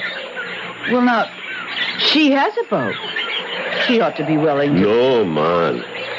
Mistress Bonnie have no boat. That's the trouble. She look for a boat. All the time she look. Bonnie? Did you say Bonnie? And Bonnie? You know about her? Yes, but she died 200 years ago. That's what they say. Do you mean that we were talking to a... A ghost? Of course not, Susie. There's no such thing. I talked to a ghost! I talked to a Susie, ghost! be sensible. There are no such things as a ghost. Your boat is stuck fast on Campbell's Island. For true? Wait.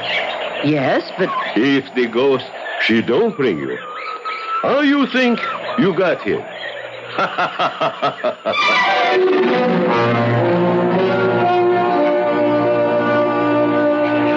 Mr. Campbell and Susie are certainly getting along together. Look at them striding ahead of us. He's striding. She's trotting. What a big, powerful man he is. And his skin, like ebony. How old do you think he is? Well, I don't know.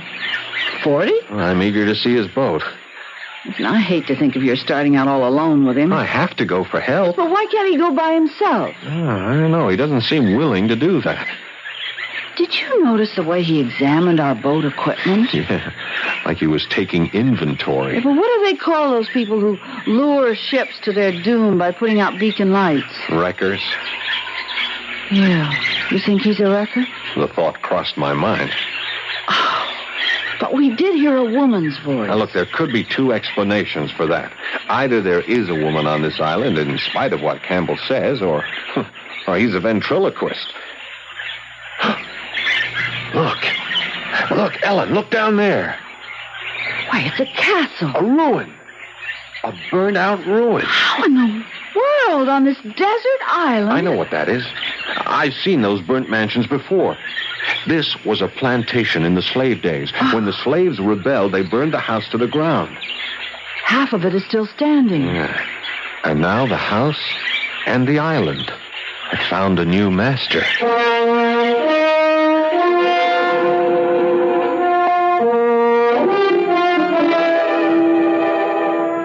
Welcome. You like a drink before lunch?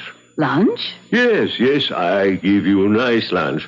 You like foie gras, caviar, potted shrimp, any kind of wine? Nothing, thank you. A vodka Collins would be just fine. Vodka Collins. Soon come back. Mama, Mr. Campbell says there's an ice-cold spring behind the house and coconuts and pineapples and... Hey, look in the corner there. Cast bronze and enormous. A propeller. That's worth a lot of money. And that wheel, it's huge. Must have come off a schooner.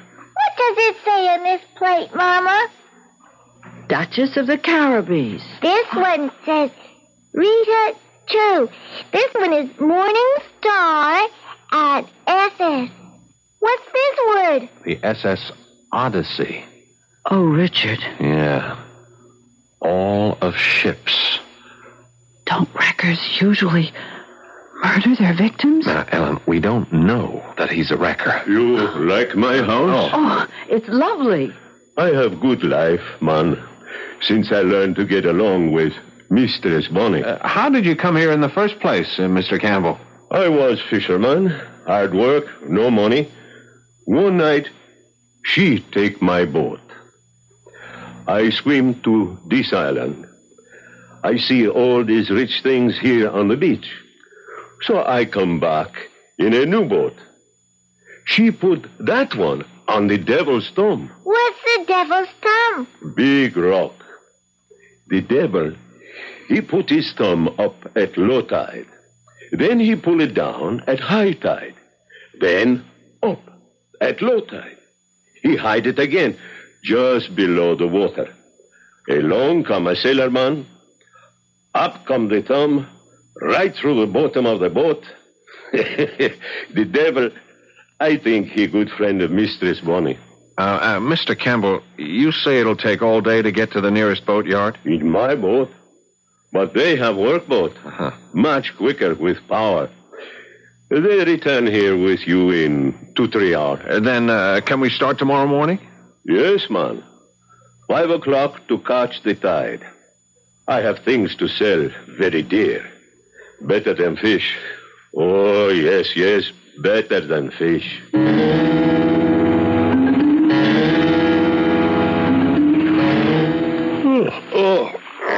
It feels good to stretch out. Ooh, I'm exhausted. I was certainly glad to get back to our boat. Yeah. I'm afraid I'm too nervous to sleep, though Oh, Don, I dread the thought of our separating tomorrow. When I think of you, all by yourself on the sea with that giant of a man, I'm so frightened. Why won't he go alone to get help? That would be perfectly normal, wouldn't it? Unless there's a price on his head. Richard? Richard? Oh, Richard, are you...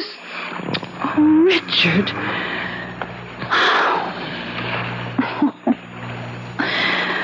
Oh, dear, I'll never get to sleep.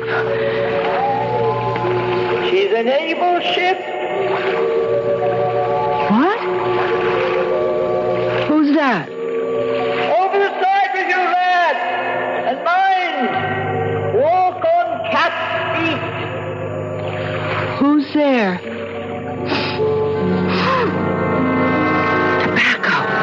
Aye, a good seaworthy vessel. Who's there? Who are you? Good evening, lady.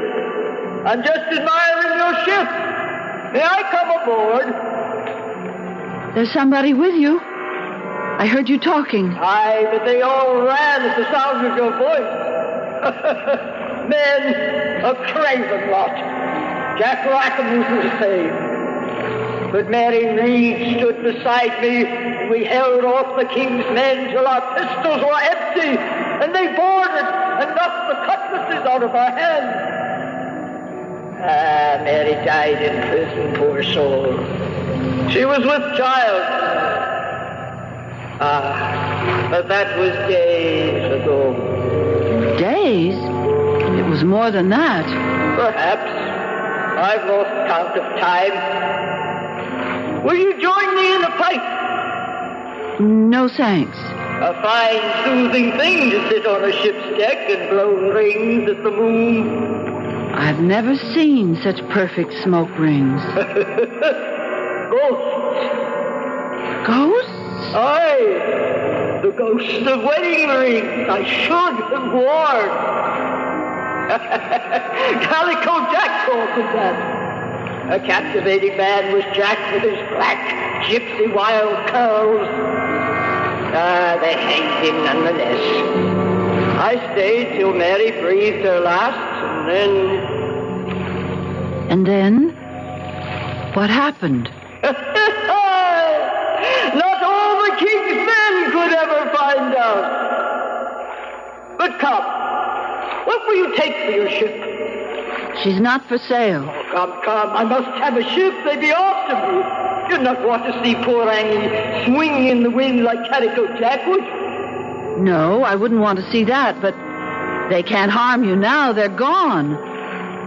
All turned to dust long ago. They'll put me in iron. No, my dear, no. I must have a head.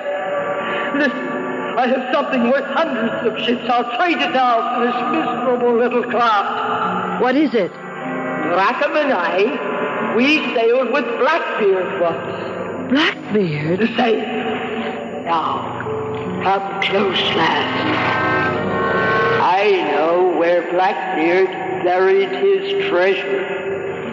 Blackbeard's treasure? A great treasure it was. The booty from 3 rich Spanish merchantmen, laden with gold and silver. You have a map? A chart? No need. I know where it is. Come with me, lads. We'll slip out on the next tide.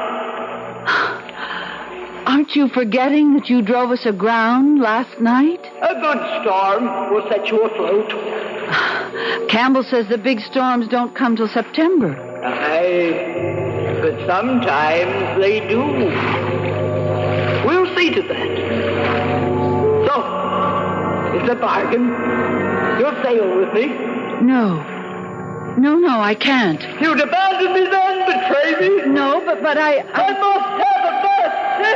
They'll be after me.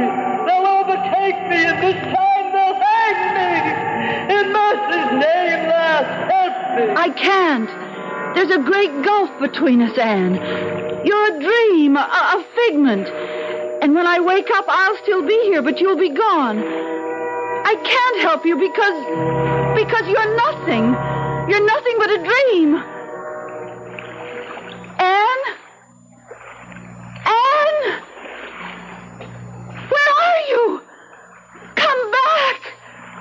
Come back!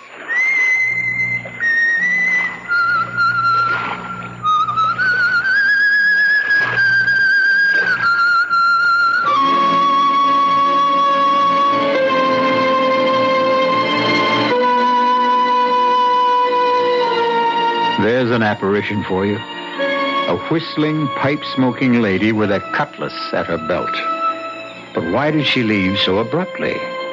Was she offended at being called a nothing, a figment? Well, none of us likes to hear the truth about himself, least of all a ghost. We'll follow Anne Bonny's ruthless quest for a ship when we return shortly with Act 3.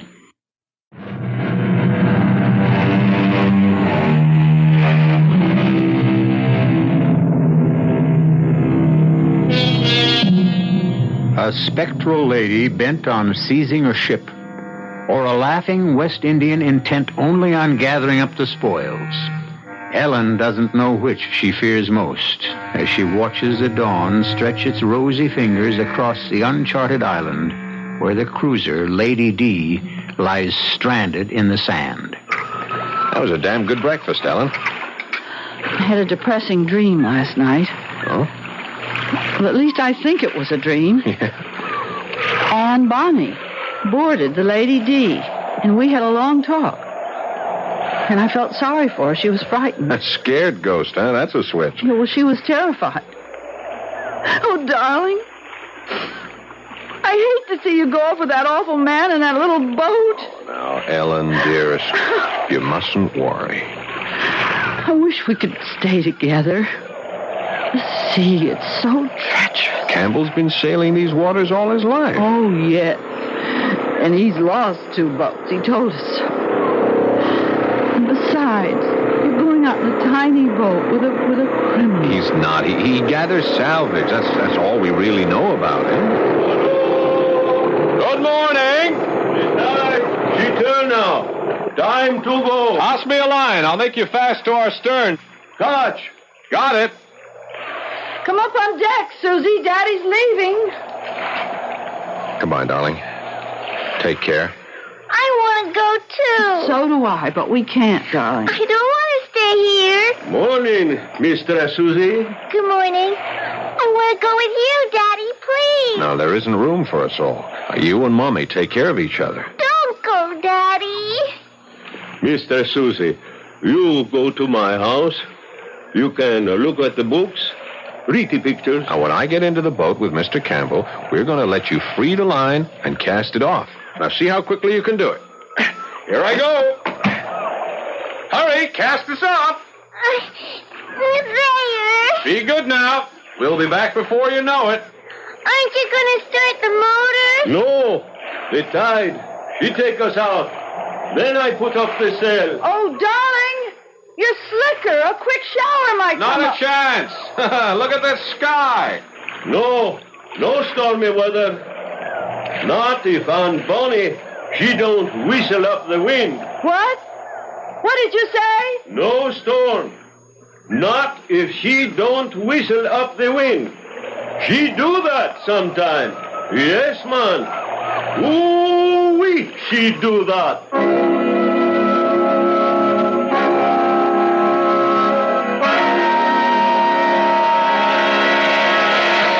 You've stayed too long in Campbell's house, Susie. We should be getting back to the Lady D. It's still raining. I thought it was one of those quick little tropical showers, but just look out there. The water's all ruffled. White caps. I'm hungry. Let's go back to the Lady D. We'll be soaked. I'll tell you what let's do. Why don't I go back alone and get you raincoat? No, darling. It doesn't matter if I get wet. I'm in my bathing suit. No, Susie, no. You always say no. Daddy will let me. It's only a little way. Please. Well, you promise you'll come straight back? I promise. No loitering now. I won't.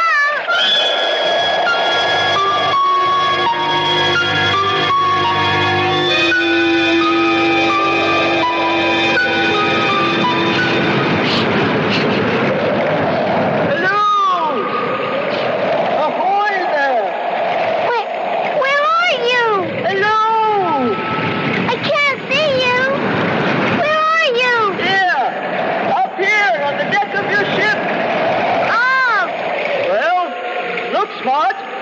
Come aboard. There's work to do. Are you a real lady? Or are you... Step lively. A full great tide is coming. Ship will float free soon. Oh, I'll go get my mom. No time for that. The wind's offshore and the tides are making. Mama will know what to do. Are you frightened? Will you run away and leave your ship to flounder? Oh, I'm not scared, but... You'll have to step smartly to save her. I don't know how. Come aboard. I'm going to get my mama's raincoat. I promise. See there? What? She's floating free. But this great tide will drive her further up on the beach. Daddy put out an anchor on the beach. The waves will carry her up over the anchor and dash her to pieces on those rocks up there. Oh, no. But you could save her if you weren't afraid. I'm not scared. Then, up to the mainsail, lass. I can't put up the sails. I'm not big enough. Ah, that's a pity. The ship is lost. Lost. But I can start the engine. Can you not? Sure, anybody could do that. You just turn that little key there. She starts right off. She's saved. Start her up. I can't lift that big anchor, though. Cast it off. Cast it off. Better to lose an anchor than a ship. Daddy says you always start the engine first. Aye, aye. Captain? I'm too short to reach the gear shifting. I know. I'll get something to stand on. Here. Daddy's tool chest will do. Now, let's see. He calls this little thing the choke. Hurry! She's swinging about. I've never done this before. Now, I'll turn the key. See? She started right off. Now I put the motor in reverse. The anchor on the beach. Oh, I forgot. I'll go forward and untie it. Can you free it? Yes. It's just wound round this little thing. Steady there. She's rolling. I have to throw the rope far away. Daddy says... Never mind. Do it. The ship's rolling. Let's off the waves. It sure is. Hurry. Or she'll go up on the beach again. I don't know what to do now. Back off and turn the wheel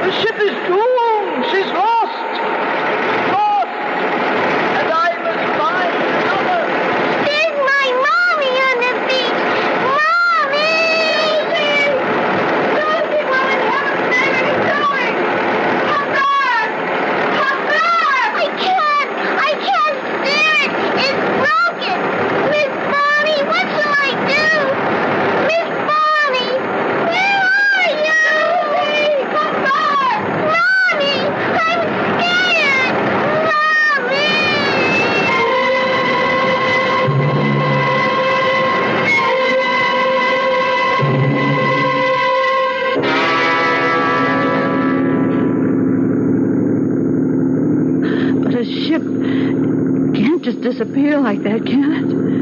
Without leaving a trace. Of course not, darling. Mr. Wyatt here has radioed back to the boatyard. They say the authorities are sending out a helicopter. We'll hear from it soon, and when we do, we'll go right to her.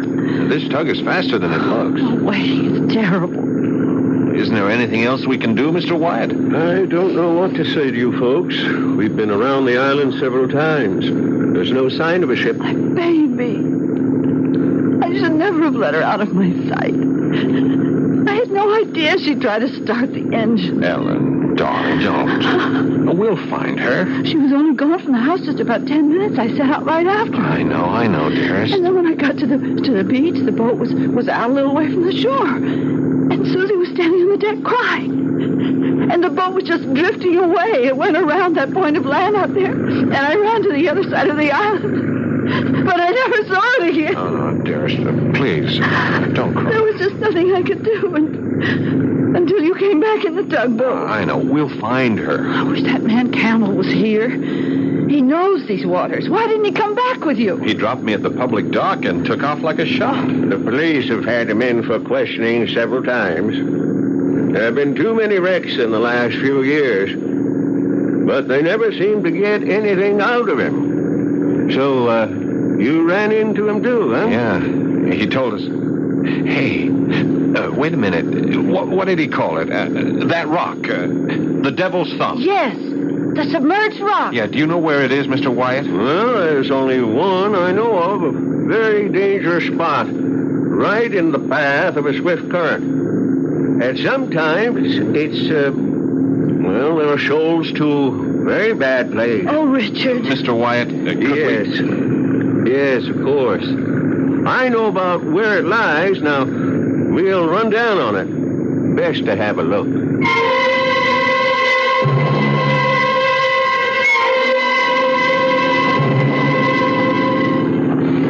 This is the tugboat Swallow calling Coastal Police Launch. Tug Swallow to Police Launch. Come in, please. Over. Police launch to Swallow. I read you. Over. That's good. I can hardly hear you, but it doesn't matter. We've located the missing cruiser, Lady D. Over. Is the child okay? Over.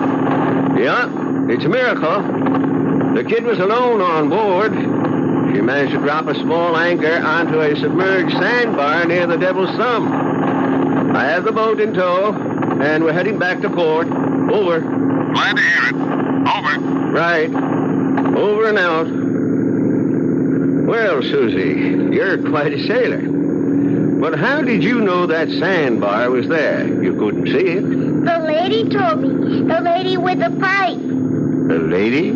She's not a real lady. She's a ghost. A ghost? Well, it's hard to explain. We don't believe in such things, of course, but... She went away for a while, but when I started to cry, she came back. A ghost? I'm sure there's some perfectly natural explanation. She said to put out a long, long line so the anchor wouldn't drag. Well, that was sound advice. But I don't understand. You see, Mr. Wyatt, I've been telling Susie these pirate stories. And I'd had a very vivid dream, and she heard us talking about that. You know how impressionable children are. Excuse me. Do you smell something burning? Something burning? Yeah, it smells like tobacco. Richard. Mr. Wyatt, don't you think we better get both these boats back into harbor just as fast as we can?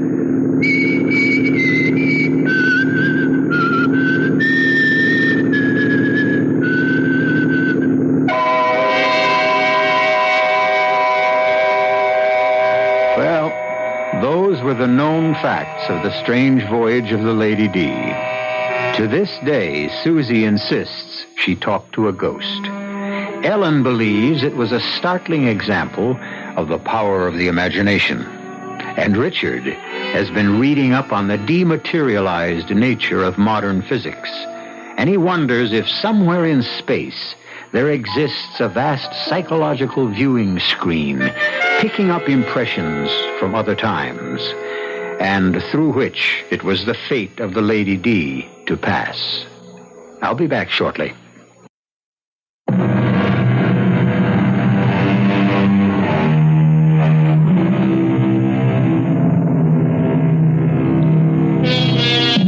And now a brief footnote to the story you've just heard. Among seafaring men, there is a belief, as ancient as the art of navigation itself, that when the wind dies down, a sailor may bring it to life again by the simple act of whistling. The mystery concerning the fate of Anne Bonny, as well as her life of piracy with Calico Jack, Mary Reid, and the nefarious Blackbeard, is not legend. It is thoroughly documented historical fact. Our cast included Augusta Dabney, Paul Hecht, Corinne Orr, Margaret Barker, and Dan Ocko. The entire production was under the direction of Hyman Brown. And now, a preview of our next tale. Joe. Gang? Joe, there's something crazy going on in this house. Something real crazy. Now, Amy, honey. Joe, listen to me. There's something wrong. Jack says he never saw me before in his life. What? And never proposed marriage to me, and then he did. And his wife, she came to my bedroom with an axe in her hand. For chimney's sake, hold it. Amy, you're not making sense. Oh, I know I'm not, because what's happening here, what's happened to me, doesn't make sense either. Will somebody explain this? A mistake of some kind has been made.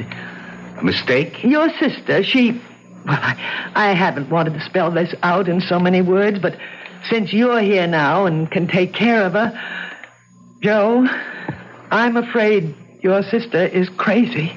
This is E.G. Marshall inviting you to return to our Mystery Theater for another adventure in the macabre. Until next time, pleasant dreams.